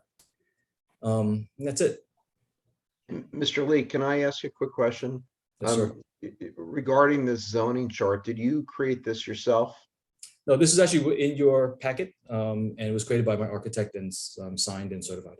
Okay, the reason why I'm asking is that on attachment E, you identify the front yard setback as an existing non-conforming condition, just a little shy of 40 feet. Yes, it is. And So I just want, even though you're showing on this summary and this zoning summary chart, that number is that you're showing is not accurate, correct? Yeah, you're right. It's actually 39 and change if I remember correctly. Yeah, you're right. 39.8. Yep, I apologize. Okay, thank you. And this was created by my architect, so I apologize on his behalf. Quick thing. So I walked around this property, and obviously, as you probably know, the previous owner applied for a variance here too to do similar yet different application. And when I revisited the property, and even in your pictures, I noticed there was considerable screening between your house and the backyard and then the house next door. Do you plan on putting the screening back? Yeah, in fact, we are. Yeah, we do have to do. I do have to do that. In fact, I have removed some trees in the back that because I'm preparing for some solar panels on the west side. Right. And part of that removal with the discussion with the town, our forester, we have to put in 6 trees, which we will be doing at nice tall length, and that'll be going mostly in the back. Right. Mm-hmm. Any questions? You can stop sharing your screen. Okay. Actually. Thank you, guys. I'll do that. Any questions for Mr. Lee from the board regarding the 2 variances sought? I just have one quick question. In your application, you talk about the driveway paving adding to the impervious surface, and I think you had mentioned something tonight about that as well. You don't need a variance for the driveway, correct? No, we don't. Okay. Absolutely not. Okay. It's just for the front porch Yep. And the- for and the- the third car, and the third car is because there's only 2 permitted in the zone. Yes, that's Okay. correct. Thank you. Any other questions? Go ahead, Steve. Yeah, I'm sorry, could you elaborate on the explanation you gave for the third garage, a need to be able to get out? Could you just elaborate on that a little, please? Yeah, absolutely. So my wife has a car. She also has times that she also needs to get out emergently. She's a cardiologist. But my emergencies, and this is gonna sound bad, I feel bad because she's actually listening. So my emergencies, I think, are a little more acute because there are times that I can tell you that has happened already while I've been here at this job where I need to literally leave my house and go to the hospital to help make a difference. And that has to happen very quickly. What happened when I was about 10 years ago now. Well, no, but how does a third garage help with that? Yeah, so for example, in winter, I can just get out. What happened in the past was that when my car broke down, which is what happened, I couldn't leave my garage, and then I had to dig out of the snow where my backup car was outside. Okay, thank you. No problem. And that literally happened. That's why this is like very Yeah. in my head. Thanks. Any other questions for Mr. Lee? One more question, I'm sorry. What about the surrounding homes in the neighborhood? Do any of the homes, in your street, the streets surrounding you have 3-car garages? I know there are some homes that have, I know that we are one street off from another zone that has definitely a bunch of 3-car garages. I don't know exact, I haven't walked around or any of that recently to take a look. I just don't know for sure. Thank you. I did try to look and see if there was any precedence by looking at some of your minutes over the past 3 years, something like that, but I didn't see anything. How many houses in your area have front porches that encroach on the front yard setback? I don't know. I mean, I don't know mainly because I don't look at and be able to tell the measurement, whether it's 30 feet or 40 feet. I'm not that good at assessing. I would imagine there are some based on what I'm seeing, but I don't know for sure, and I don't want to answer you incorrectly. Just, can I ask a question in terms of the cars? How many cars do you currently have? We have 3. We have 3. We have one older car. And when you have a 2-car, with your 2-car garage with 3 cars, where's the third car? So the third car would be outside. In the driveway? Is it blocking? It won't be in the driveway. It has to be on the street. The driveway is very narrow, so there's no way it's going to be in the driveway. It would be on the street. But they would have to come in the evening, as the ordinance doesn't allow a car to sit on the street at night. Okay, I did not know that. So thanks for educating me. Hence my reasoning is even stronger. I did not know that at all. I sorry guys. Yeah, that's good information. That throws a lot more into it. So any other questions from Mr. Lee from the board? Just a quick question. How many drivers in your home? 2, my wife and I. As of now. Any further questioning? Just kind of one more on the front porch. You're kind of bringing that in. Is there a reason? I mean, is that just for the aesthetics, or is there any sort of driving force behind bringing that? Making it non-conforming? Almost all of I would say the majority of our usable outdoor space is front. I can show you the graphic again if you want, but it's almost all the outdoor space in the front. So that's one major reason. Aesthetics is important because or else it will look kind of silly. The way we have it, we probably have to redesign or think of something. But the use of it is really outdoors, and it'll be a hardship to not have that. Do you plan on having a deck in the backyard?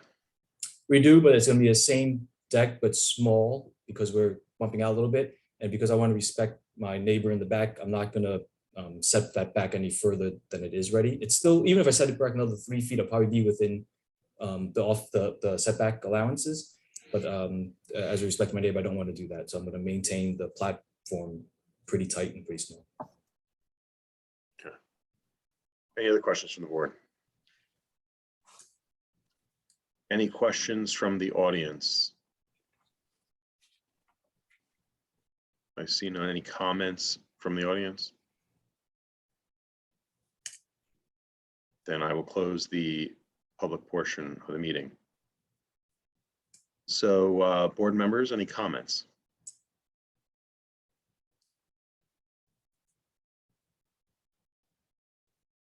Go ahead, Steve. So, unfortunately, once again, I'm struggling to find any hardships here. Unfortunately, the applicant is not really able to address positive and negative criteria because he's not a planner, he's not a professional, not an architect, so we don't have any evidence on that. I'm inclined, I'm probably in favor of the porch, for lots of reasons. It's nice to have a porch. But the third car garage, I'm struggling to find rationale for that. Thank you. Any other comments?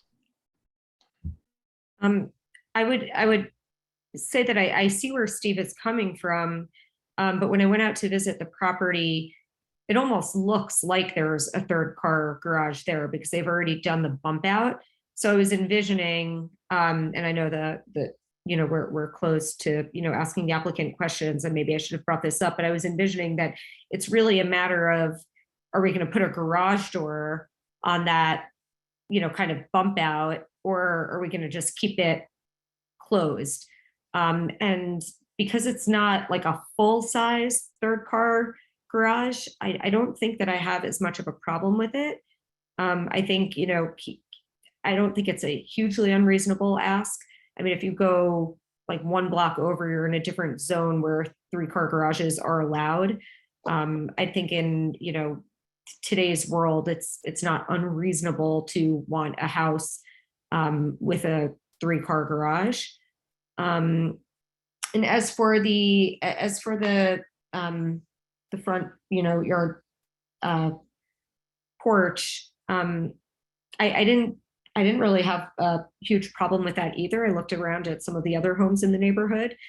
They have porches as well. So I don't think that it would be out of character for the neighborhood or, affect the streetscape negatively. So again, I'm curious to hear what my fellow board members have to say, but that's kind of where I'm landing right now. Any other comments? I'll go.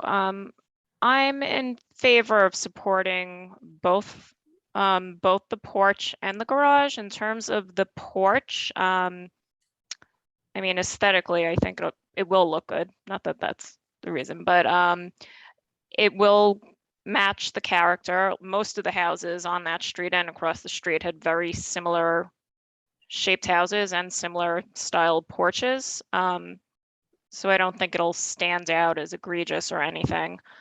And then in terms of the garage, piggybacking on what Jessica said, the space was already there. So again, it's almost like you could put a door and just leave it as extra storage space, or you could put a retractable door and put in a small car. And given the reasons, I think it's okay.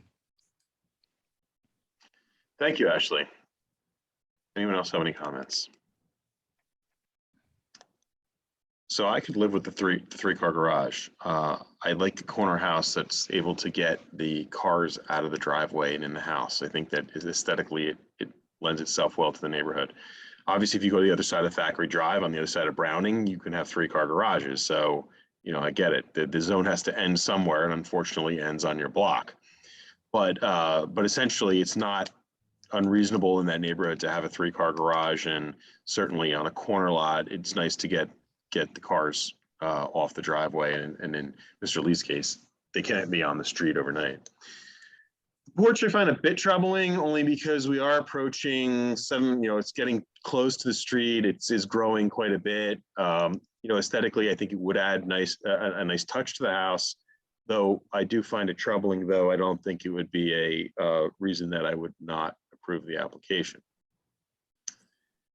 So with that, break them up, Rob, or It's up Do to you the want- board. I think you can, and it's. No, really no up to the need. applicant to- I'm sorry, Steve? You don't have to break them up. Fine, then let's vote on them together. So do I have a motion in this case? Move approval. In a second? I could second. Chandra with the second. You're muted, Eileen. Joseph Steinberg, Joe, you're muted. You're muted, Joe. You're muted. Unmute yourself, please, Joe. Hmm. Oh, there you go. Oh, Oh. there you right there. Oh, wait, wait. You had it. You're so close. So close. There you go. There you go. Okay, you can, You can you're speak. unmuted, Joe. you're, You're good. You can, can you talk, Joe? You there? Huh, Don't hear him. There you go. yeah, I don't hear him either. So you're unmuted, Joe, but unfortunately we cannot hear you. So, okay. Steve Sober, yeah. Yes. can I take the thumbs up as a vote, Rob, or no? Yes, As a I'm gonna visual make an vote. executive decision on that. Okay. Say, I'm sorry, Steve, you said yes? Yes. Chandra Harjani, Yes. Ashley Abigdor, Yes. Jessica Glatt, Yes. Craig Plattner. Yes. Good luck with the project, Mr. Lee, Dr. Lee. Thank you, board members. Okay. Have a good day. Yeah. Can I leave? Can I leave? Jesus. Yeah, you're all set. So have a good evening. All right, next up, we have calendar 385121, 25 Mountain View Road, Rosemary Dawes. Joe, you're gonna be recusing out of this one? Yes or no? Is that a yes? Okay, Joe's going to recuse on this case.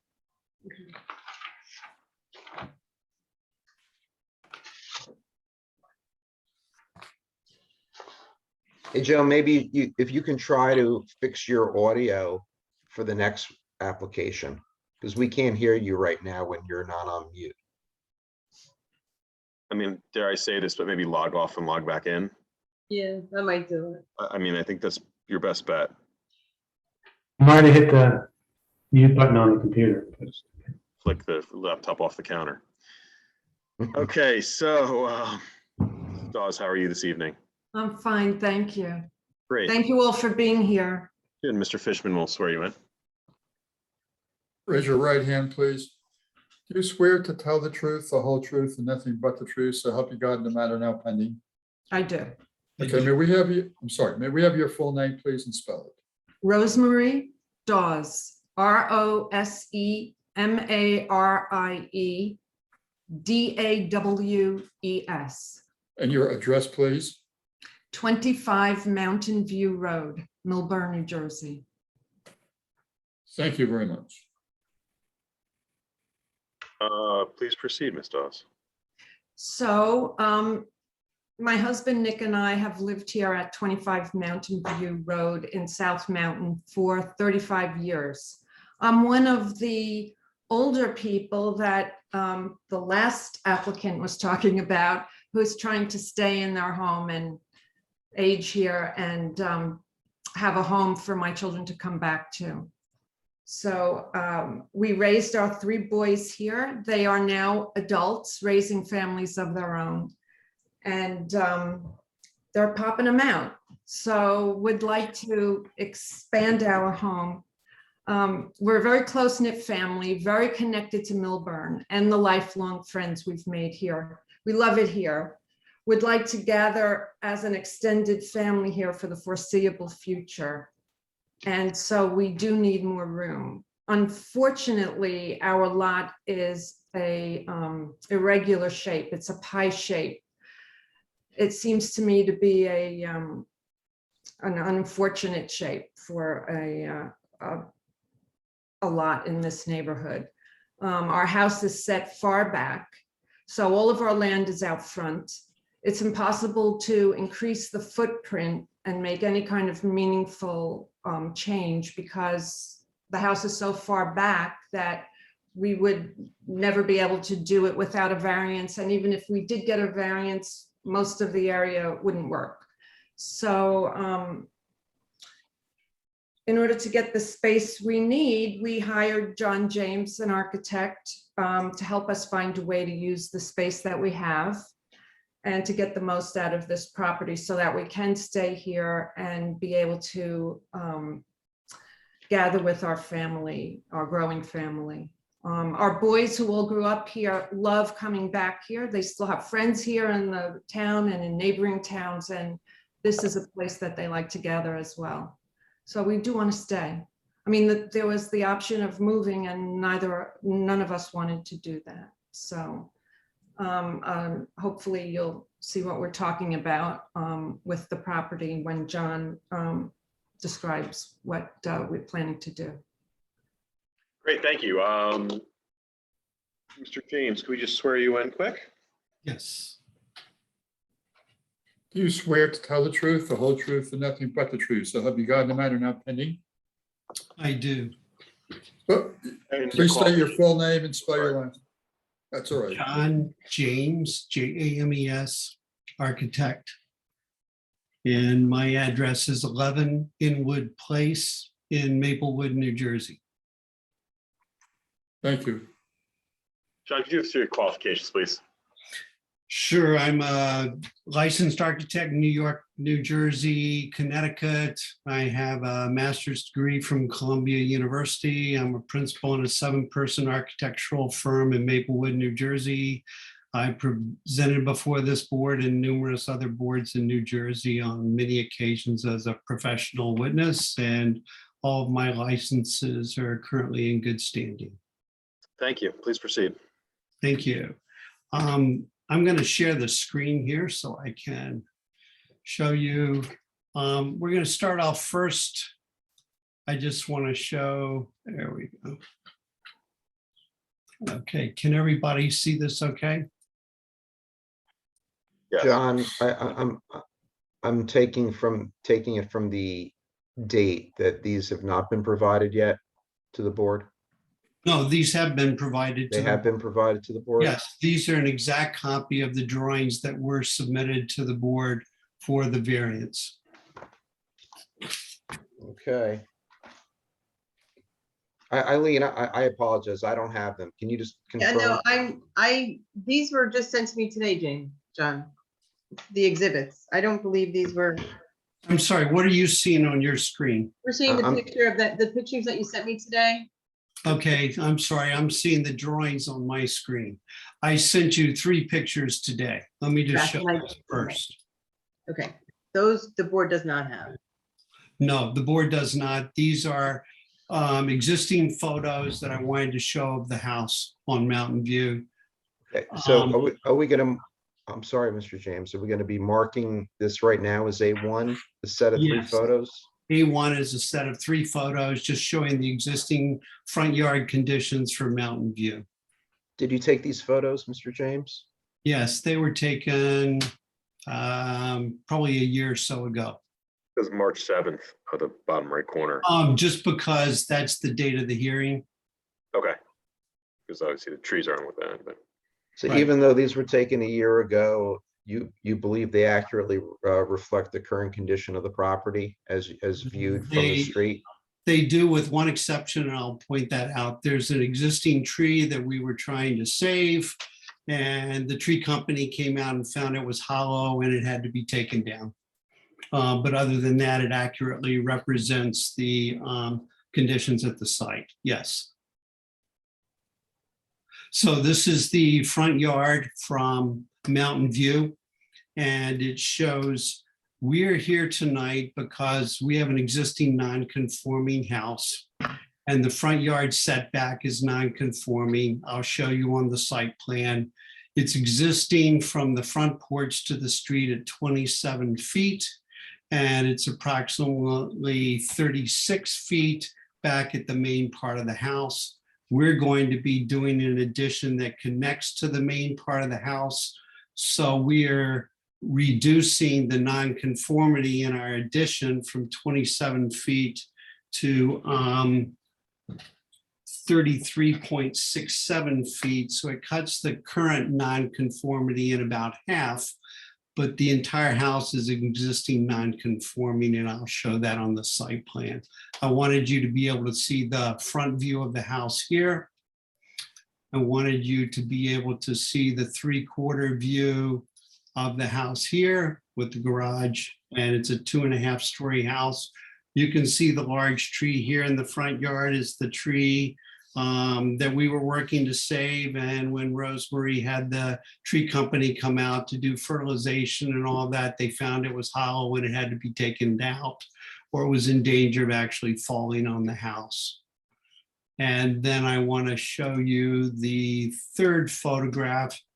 That's again the front yard view of the house, but this is showing the house from the right side here, and the addition is going to be put on what is currently the garage right here. Hey, John, I think we're still seeing the first Yeah. photo.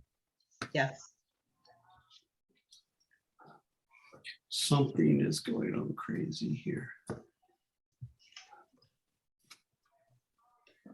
Do you see the second photo now? No. No, it's still the first one. How about now? No, you're not on screen sharing. Let's see here.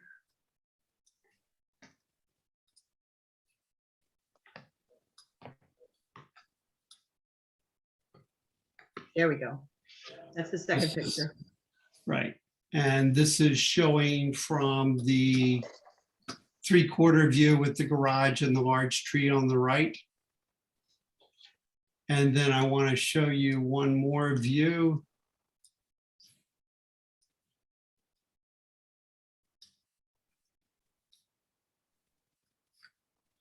Which shows the right-hand side of the house. It's still front yard, but shows the area that we're adding onto on the side and above the existing garage.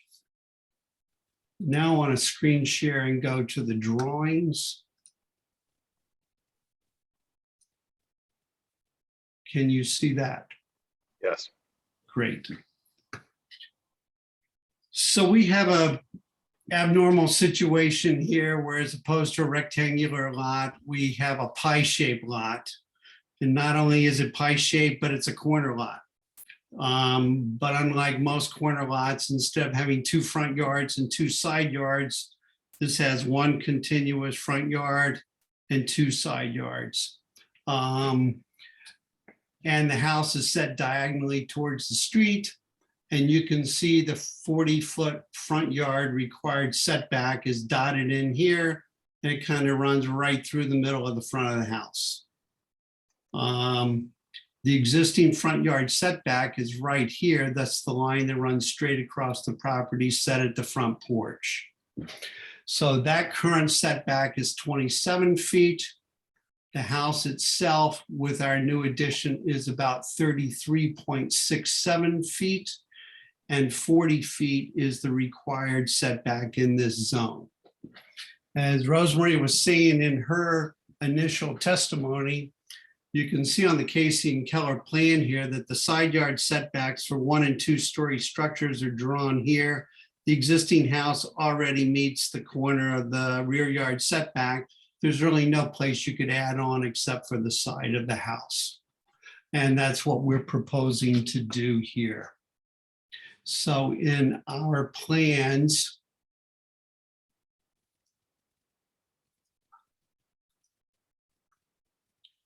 we're proposing to take the existing 1-car garage and we're gonna widen it to the side by almost 4 feet, 3 foot 9 inches. And then we're gonna add a bay on it so that we can have a small potting alcove in the garage. And we're gonna keep it as a 1-car garage, but you're gonna enter this portion of it. And we're gonna use that 4 feet of space that we added on here to provide a coat closet in the main house, to provide a powder room in the main house, and to provide a mudroom connection between the garage and the main house. Otherwise, besides this addition on the first floor, everything else that we're doing here on the main house is within the current footprint, and we're only renovating the interior. You will see from the site plan that we are adding a bay window on the kitchen here in the back that meets the side yard setback. And we're adding a bay window here in the dining room on the left side that also meets the side yard setback. Up on the second floor, above the garage, we're proposing a new master bathroom that connects to the master bedroom, and we're proposing a new bedroom. And you can see here the 33.67 setback that we're accommodating with our addition here. And you can see the 40-foot front setback that runs right through the main house here. We're also doing some interior renovations up in the attic area, but no change to footprint. And here on the roof plan, you can see we're expanding the garage slightly, and we're adding a second floor above it. We're putting a new roof on the kitchen that extends down to accommodate the bay window there. The front of the house here, you can see we took and did a tripartite door so that it stays within the middle of the addition. This is the corner of the addition right here, so it's symmetrical on the front. This is the small bay window on the side of the house here. This is the bay window at the front. We have an overhanging roof here with no columns that carries part of the overhanging roof of the front porch here. On the back of the house, you can see the bay window, and you can see the second story addition on the garage. Because the garage is several feet below the main house, the addition here is also several feet below the existing main house. On the side of the house here, you can see the dotted line of the existing roof line of the garage, and you can see where we raised that up to 2 stories here with the bedroom window and the bay there. And the opposite side of the house, you can see the existing house, and we're putting a bay window on it here. So in summary for this, I think I'd go back to the site plan because I think that shows it the clearest. We're doing a small addition on the side of the garage, and we're continuing over the top of it. And then the rest of it is involved in bay windows where we have room on the existing house. We're here tonight because the existing house is non-conforming, and we can't add on to this house without being in violation of the 40-foot front yard setback. The existing condition is at 27 feet. We're proposing a new condition at 33.67 feet, which is over halfway back to the 40 feet from what it currently is. This is really the only possible location that we could add on to this property, and it would be a hardship not to align it with the existing conditions of the house. I'd say the mitigating circumstances in this are that this house does not stand out from the neighborhood at all in terms of its setbacks from the street. The addition that we're proposing doesn't encroach on any of the current neighbors. And it's a modest addition for the size of this property. And given the constraints, it's really the only possible place to make it work. In summary, you know, the triangular lot presents an unusual hardship and an exceptional situation and a practical difficulty upon trying to develop according to the normal development regulations in the zoning ordinance. The existing front yard setback is an exceptional condition here as well. And we're reducing that by 50% in the small portion where we're doing our new addition. The additions are located directly adjacent to the main house. so that we can do the proper circulations inside, and really can't move further back without affecting the overall layout of the property. It's not a large addition. We're adding a total of 113 square feet in building coverage to the property. In regards to the rest of the metrics on the house in terms of bulk regulations for this area, we're 5%, we're over 5% below the allowable building coverage. We're 11% below the lot coverage, and we're over 7.4% below the FAR for the house. It's a minimal design that fits in carefully with this house and with the neighborhood. And based on that, we're asking for your review and approval of this variance only for the front yard setback. Okay, thank you, John. You can discontinue sharing your screen. Anyone on the board here have any questions for either Mr. James or Ms. Dawes? I just want everyone to note that our attorney's having some power problems. He is here via phone right now, so but unfortunately he has lost his power. So as I said, any questions for our witnesses? I will open up to the public if you have any questions for either Mr. James or Ms. Dawes. Next, we'll be moving to comments from the public. Any comments regarding this case? Can you bring Rob back over, Eileen? Yeah. Thanks. As I said, for the public, any comments from the public regarding this case? Then I will close the public portion of the meeting. Board members, what say you?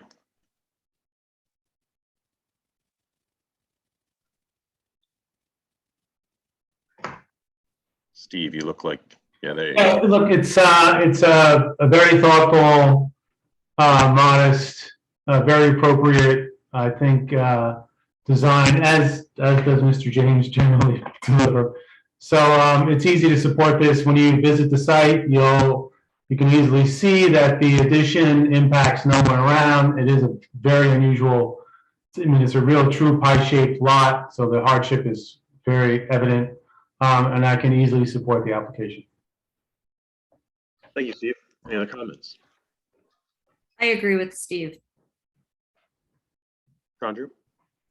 Same. Okay.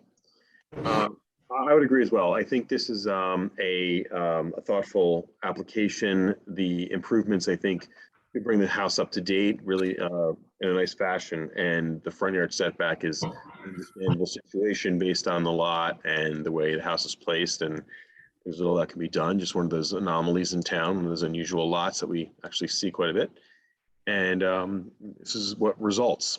So in that case, do I have a motion? Make a move approval. Second. Even second. Steve Toger, Yes. Chandru Harjani, Yes. Ashley Avigdor, Yes. Jessica Glatt, Yes. Craig Plattner. Yes. Good luck with the project, Ms. Dawes. Thank you. Thank you very much. So right now, I don't see Joe in the meeting room, right? No. All right, so he's out The right next now. one we're carrying anyway, 10 Stewart. We just have to announce the carry. Yeah, so April 4th. right, calendar 38/52/21, that matter, which is A, Vats, and N, Christian, 10 Stewart Road will be carried to April 4th, 2022. So if you're on that case, that will be moved to April 4th. You going to, you want to do these in order? What do we have, 2 left? Associates 29 and I think Jessica has to recuse on the last case, correct? you, okay. I do. Yep. Let me. I'm see. sorry, real quick on 3852, did we get a packet on that yet? I don't think so. No, you did not. Okay, thank you. The only issue is on that last case, we're going to be down to 4 voting members, assuming Well, if we get Joe back, we'll figure. I'm on with Joe. I'm seeing if he could get back just because we're we're kind of short. Yeah. short. So right now we're down to five members. Hold on, I got someone who's raising their hand. All right, let me bring over Associates 29. Let me bring them over while. Yeah, so anyway, moving to calendar 3850 through 21, property locations 291 Milburn Avenue, that's Associates 29. Okay.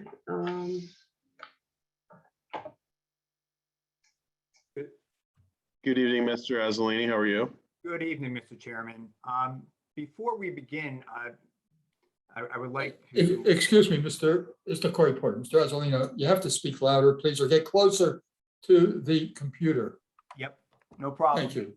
Okay, let me place my appearance on the record because I'm going to make a request to carry our application. So before we get too far in, I know it's been a long evening, but my name is Stephen Azzolini and I'm the attorney for Associates 29 LLC. And involved in this application are D variances. So I explained that what that means to my client and that we need a minimum of 5 votes and we're starting with 6 tonight and we may only have 5. But with that being said, we would like the opportunity of a full board to present our case. So in light of that, I spoke with my client and he's in agreement. We would like to request that this matter be carried to the next meeting if that's acceptable to the board. And therefore we could start off and everyone will be fresh and we could get through our application. I don't see our application taking, long, but there may be some more complicated issues involved. Well, Mr. Azzolini, the next meeting is sort of a relative term. We'll see. Eileen, what does that look like? I do have room on the April 4th agenda. This shouldn't be an issue. That's the next meeting, if that would be. Now, you can live with that, but yeah, unfortunately, the March. we have some 1st absences on the next meeting too, so I'm afraid that you're not going to have what you want for a D variance. There won't be 7 members. I mean, do we have 7 for the next meeting, or is it? Well, I think Jessica's out next meeting, correct? Jessica, Yeah. you're gonna miss. I am. Sean Drew, and I believe Ashley is as well. Wow. Yep, I'm Yeah. out next week. 2 weeks. Yeah, We have so there's a lot of school vacations going on right now, I'll so be down to 6. it's complicated. And then after the 4th, what would be the next meeting? Well, if you don't take April 4th, it would be May 2nd. Wow, okay. Only because April 18th is the Kai Center and I really don't wanna, Right, I understand. I don't wanna put anybody on. April 4th, we should have a full board. I think so. I don't know All of right, anyone. Why don't we leave it on April 4th and then we'll make a game time Okay. decision. If you're at 6 on April 4th, then my client would have to decide whether, to roll the dice with 6 or continue the matter to another meeting, if that's acceptable to the board. I think that's the best way to go. Might as well get it on the docket, and then we can always adjust from there. Okay, I think that's fair. And I appreciate the telling me what the conditions are. So, okay, so then we don't need to serve any further notice, correct, Eileen? No, we'll just announce it, that they're being carried to April 4th. Calendar 385321, Associates 29 LLC will be moving to April 4th. For those who are in the audience this evening, that would either like to comment or question on this application. So no, it will be most likely heard on the 4th. Is that satisfactory, Mr. Azzolini? That is satisfactory, and my son is thankful because I have to pick him up at the airport tonight, and it was depending on our application, so I could leave and get him in Newark. There you go. That's a win for you. That's a win. So it's a win for him. He saves the Uber. Right, right. So, all right, thank you. Eileen, if you could try to get Rob back in, I think He bounced back. Oh, I thought I brought him over. he did, but then he had a problem where he couldn't hear or speak, so. Okay, I brought him over. So we have 1, 2, 3, 4. Can you guys hear me? Yeah, I got you, Rob. Cool, thank you. Yeah, Jessica, you have to recuse from this I matter. have to recuse. Yeah, I live next door. But if you could put me into the audience, that would be great because I'm Yep, gonna. I can do that. Thank you. So, Rob, we're down to 4 voting members now. It's a quorum. We have a quorum. We do have a quorum. Let's bring over the Whitleys and see what they say. Right, so it would still be, it's not a D variance. Right. It's 4 voting members, but a 2-2 tie results in a denial. Correct. So I did bring over Mr. Whitley. I don't know if anyone else is appearing with them. Good evening. Hello. Hi. Good evening. Oh, wait, Joe's here. Hold on. Joe's here. Fingers crossed. Oh, there we go. Here's Joe. Halfway. Hey, Joe. Let's test your microphone. See if that works. Yeah, can you unmute Joe? And let's see how you do. Yes, we can hear you. Yes, we can hear you. Okay, The best I can. yeah, that works. We can make that work, I think. You need to mute. You need to mute yourself though, Joe, because we're getting that feedback again.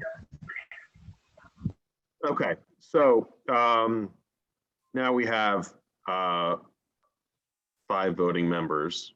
So I think you're in relatively good standing here. So you need to get 3 out of the 5, as opposed to before you could have a hung jury, so to speak. Okay. So you're comfortable proceeding, knowing that you have to get 3 out of the 5 members to vote in your favor, correct? Yes, we're comfortable. Sure. Okay, good. Do you have anyone else appearing with you or just the 2 of you? Do you have any? I think just the 2 of us. We're obviously very new to this, so we've listened from the beginning. So I think it's just the 2 of us for this evening. Okay, Mr. Whitley, our court reporter, Mr. Fishman, will be swearing the both of you. Are both of you going to speak this evening? Unless Ricardo. Yes, I think possibly yes. So we can Fine, both then swear at the same we'll time. swear both of you in. So go Sure. ahead. Mr. Fishman. Raise your right hand, please. You swear to tell the truth, the whole truth, nothing but the truth. So have you got the matter now pending? We do. We do. Okay, may we have one at a time? Your full name, please? My name is Tell it. Nicholas Whitley, spelled Whitley. And Emily Whitley, Emilie Whitley. Okay, and your address, please? 88 Birch Lane, Short Hills. All right, thank you. So, Mr. Whitley, please proceed with your application. Sure. Our application is to look to extend the patio that's on the side of our house to actually then meet up with the pathway that then leads to our garage back door and also to the path that leads to the pool area. Currently, we have a small patio area that's accessible from the side of the house, which we actually believed was the back of the house, but as we understand it, the front of the house is deemed to be the portion of the house facing the public road.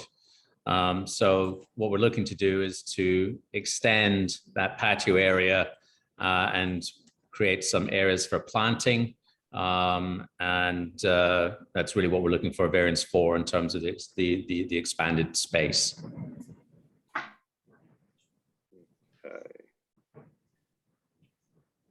So I'm just pulling up your application here.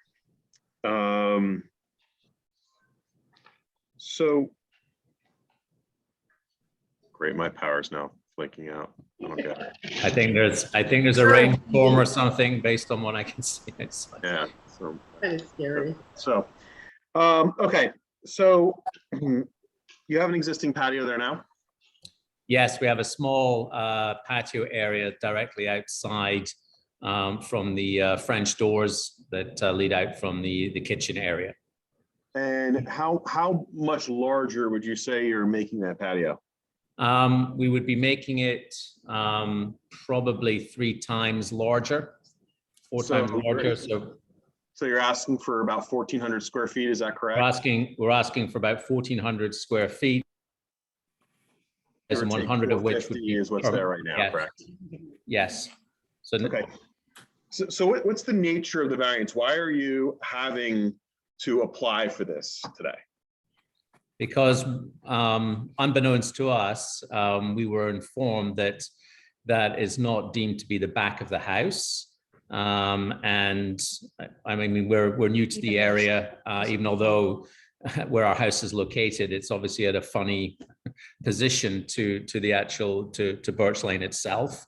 So we were informed that we would need to have a variance in order to go ahead and extend the patio. So that's why we placed the application. Obviously, this process is very new to us, having just moved from Canada to here just over 2 years ago. So that's why we believe we need the variance for. So this hardship is more of something that's part of the property, is what you're saying. It's to enhance the property, to create more of an outdoor living space, based on the fact that the back of the house, or the side of the house, is really where we tend to entertain and sit, and it's nearest the obviously the kitchen in terms of access, and it's really to clear up an area around the side of the house. When we acquired this house, it had clearly, in our opinion, not really been maintained, and obviously what we've been trying to do is to improve and enhance the aesthetics of the house, and obviously the livable space outside. So, that's really the purpose of the request. So how close would you say the nearest resident is, or neighbor is, to this patio?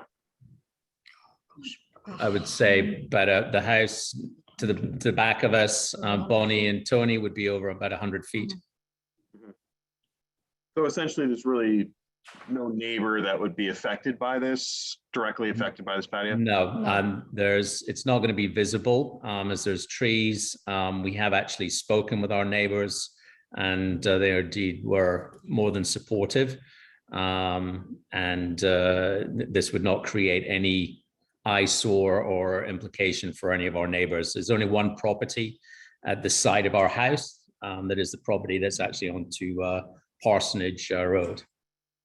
Right, so they face a different. So they're facing a different direction, correct.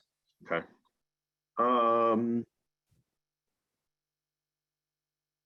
Any questions from our board regarding this application?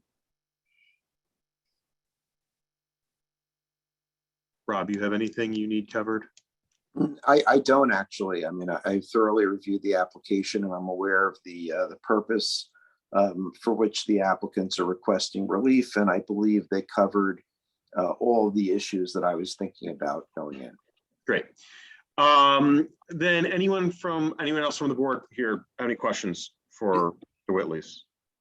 Just a quick question. The shaded portion is the extension, the area that you're looking to enhance, right? Correct. And it's about, let's call it 65 feet and 75 feet, as I see those two perpendicular lines going up to the property line in the survey. Yep. Are there enough screenings, or how would you characterize the nature of screenings from the adjacent property there? So the adjacent property, we already have a wooden fence, a slat fence that is basically hides the whole back end, and that part of the property is actually their garage that is not visible with that screening. There's also there's one large oak tree, and there's a number of plantings, as well as in the UK bamboo. we call them leylandi. I don't know what they're called in this country, but green giants. Green giants. I think is that what they call them? Okay, green giants bamboo. and So bamboo. quite thick coverage. So there is already, fairly well developed screening already with our neighbors in terms of that location. In fact, where the existing patio is, it actually looks directly onto the bottom part of their garden, and that's been visible there. obviously since this house has been here for as long as we're able to attest to anyway. And just a follow-up question then in there from where your additional deck that you're looking to build to that property line, is there sort of a gradient difference in terms of, are you at a higher situation versus the property? Sorry, just to thunder there. We're actually at a lower level, slightly lower. It's not a big gradient. Their house is actually set up slightly higher than our property. Gotcha. Thank you. Any other questions from board members? I will open up the questioning from the audience. Is there anyone in the audience that has a question for this applicant? I see no hands raised. Anyone in the audience that has a comment? Jessica, you bring her over to comment.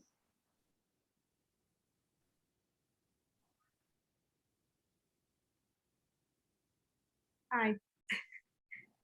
You're being on this side. Hello, Ms. Glatt. I guess we have to swear you. To be sworn. So Phil, if you could swear Jessica in, please. Raise your right hand, please. You swear to tell the, that's correct, that's your right. You swear to tell the truth, the whole truth, and nothing but the truth, so help you God in the matter now pending? I do. When we have your full name, please spell it and your It's address. Jessica Glatt, Glatt, and my address is 50 Birch Lane in Short Hills. Thank you. And I am the house, just for reference, I'm the house, I'm the next door neighbor. Like the Whitley's house is kind of looking out, is facing my backyard. So I'm the next door neighbor, and I don't know what direction that is, but if Side facing, South. yes, I would say that. Side facing, Thank yeah. you. So I just wanted to say really fast that I, really in support of this application. The Whitleys moved in, as I said, a little over 2 years ago. And besides being wonderful neighbors, they took this beautiful old house that definitely needed some work, both on the inside and really the outside. And they are just going out of their way to really, beautify the property. And I think that what they're looking to do would be a really wonderful addition to the property. And I'd like to say to the neighborhood, except that no one is going to really see it besides them and their guests, which is another reason why, in my opinion, this really, should be an easy application to approve. So. Thank you very much. Thank you. Thank you, Jessica. Thank you. Anyone else from the audience has any comments to make regarding this application? I do not see any hands raised. So in that case, I will close the public portion of the meeting. So any comments from board members?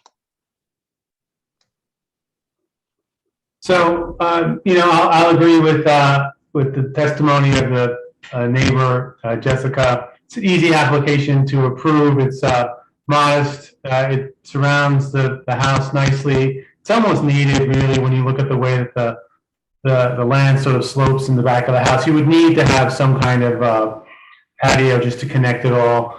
And I'm really curious about the chickens. You don't see chickens very often in this area, so but I just had to. So I'm in support of the application. Yeah. Happy to supply eggs. Yeah. All right, okay, eggs. And we do have a permit for them as well, I Yes. might add. All 4 of them. We're one of 2 families in Short Hills, apparently, as our postman tells us. Yeah, I have a friend in Milburn that has chickens. So, any other comments from board members regarding this application? I'm in support of this as well. It's non-intrusive to the adjacent neighbor. It's a usable area which is being, as Jessica pointed out, it's being beautified, and I think all of that sounds great for the neighborhood. So I'll be in support of it. Thank you. Thank you. Thank you. Thank you. Anyone else have any comments? Just as everyone else said, I'm also in support of it. Nobody's going to see it except the homeowners. Then in that case, do I have a motion in this case? Move approved. Second? Sean Drew, second. Justice Steinberg,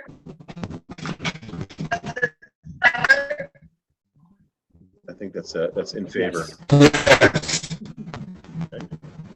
Steve Toger, Yes. Sean Drew Harjani, Yes. Ashley Abigdor, Yes. Craig Plattner. Yes. Good luck with the project. Thank you. I thought I was going to have to come back with a whole bunch of people, having listened to the other things. So this has been educational. Definitely, you did just fine. I'm sorry to keep you up to this So late. hour as well. This is early. This is Oh, it's early. early, is it? Oh, boy, okay.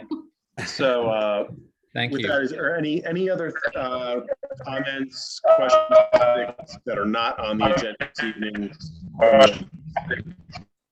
I thought that Miss Glatt presented herself really well, and she should be considered as a board member someday. Thanks, Pat Ross. Really appreciate that. We'll take that under advisement. Thank you. Anything else unrelated to the meeting this evening that's not on the agenda? I do not see anyone raising their hands. So in that case, do I have a motion to adjourn? Hang on, So moved. all in favor? Aye. Aye. Have a good evening, folks. Thanks, everybody. Have a good evening. Bye-bye. Good night. Mayor Parabell, Rob. I have a motion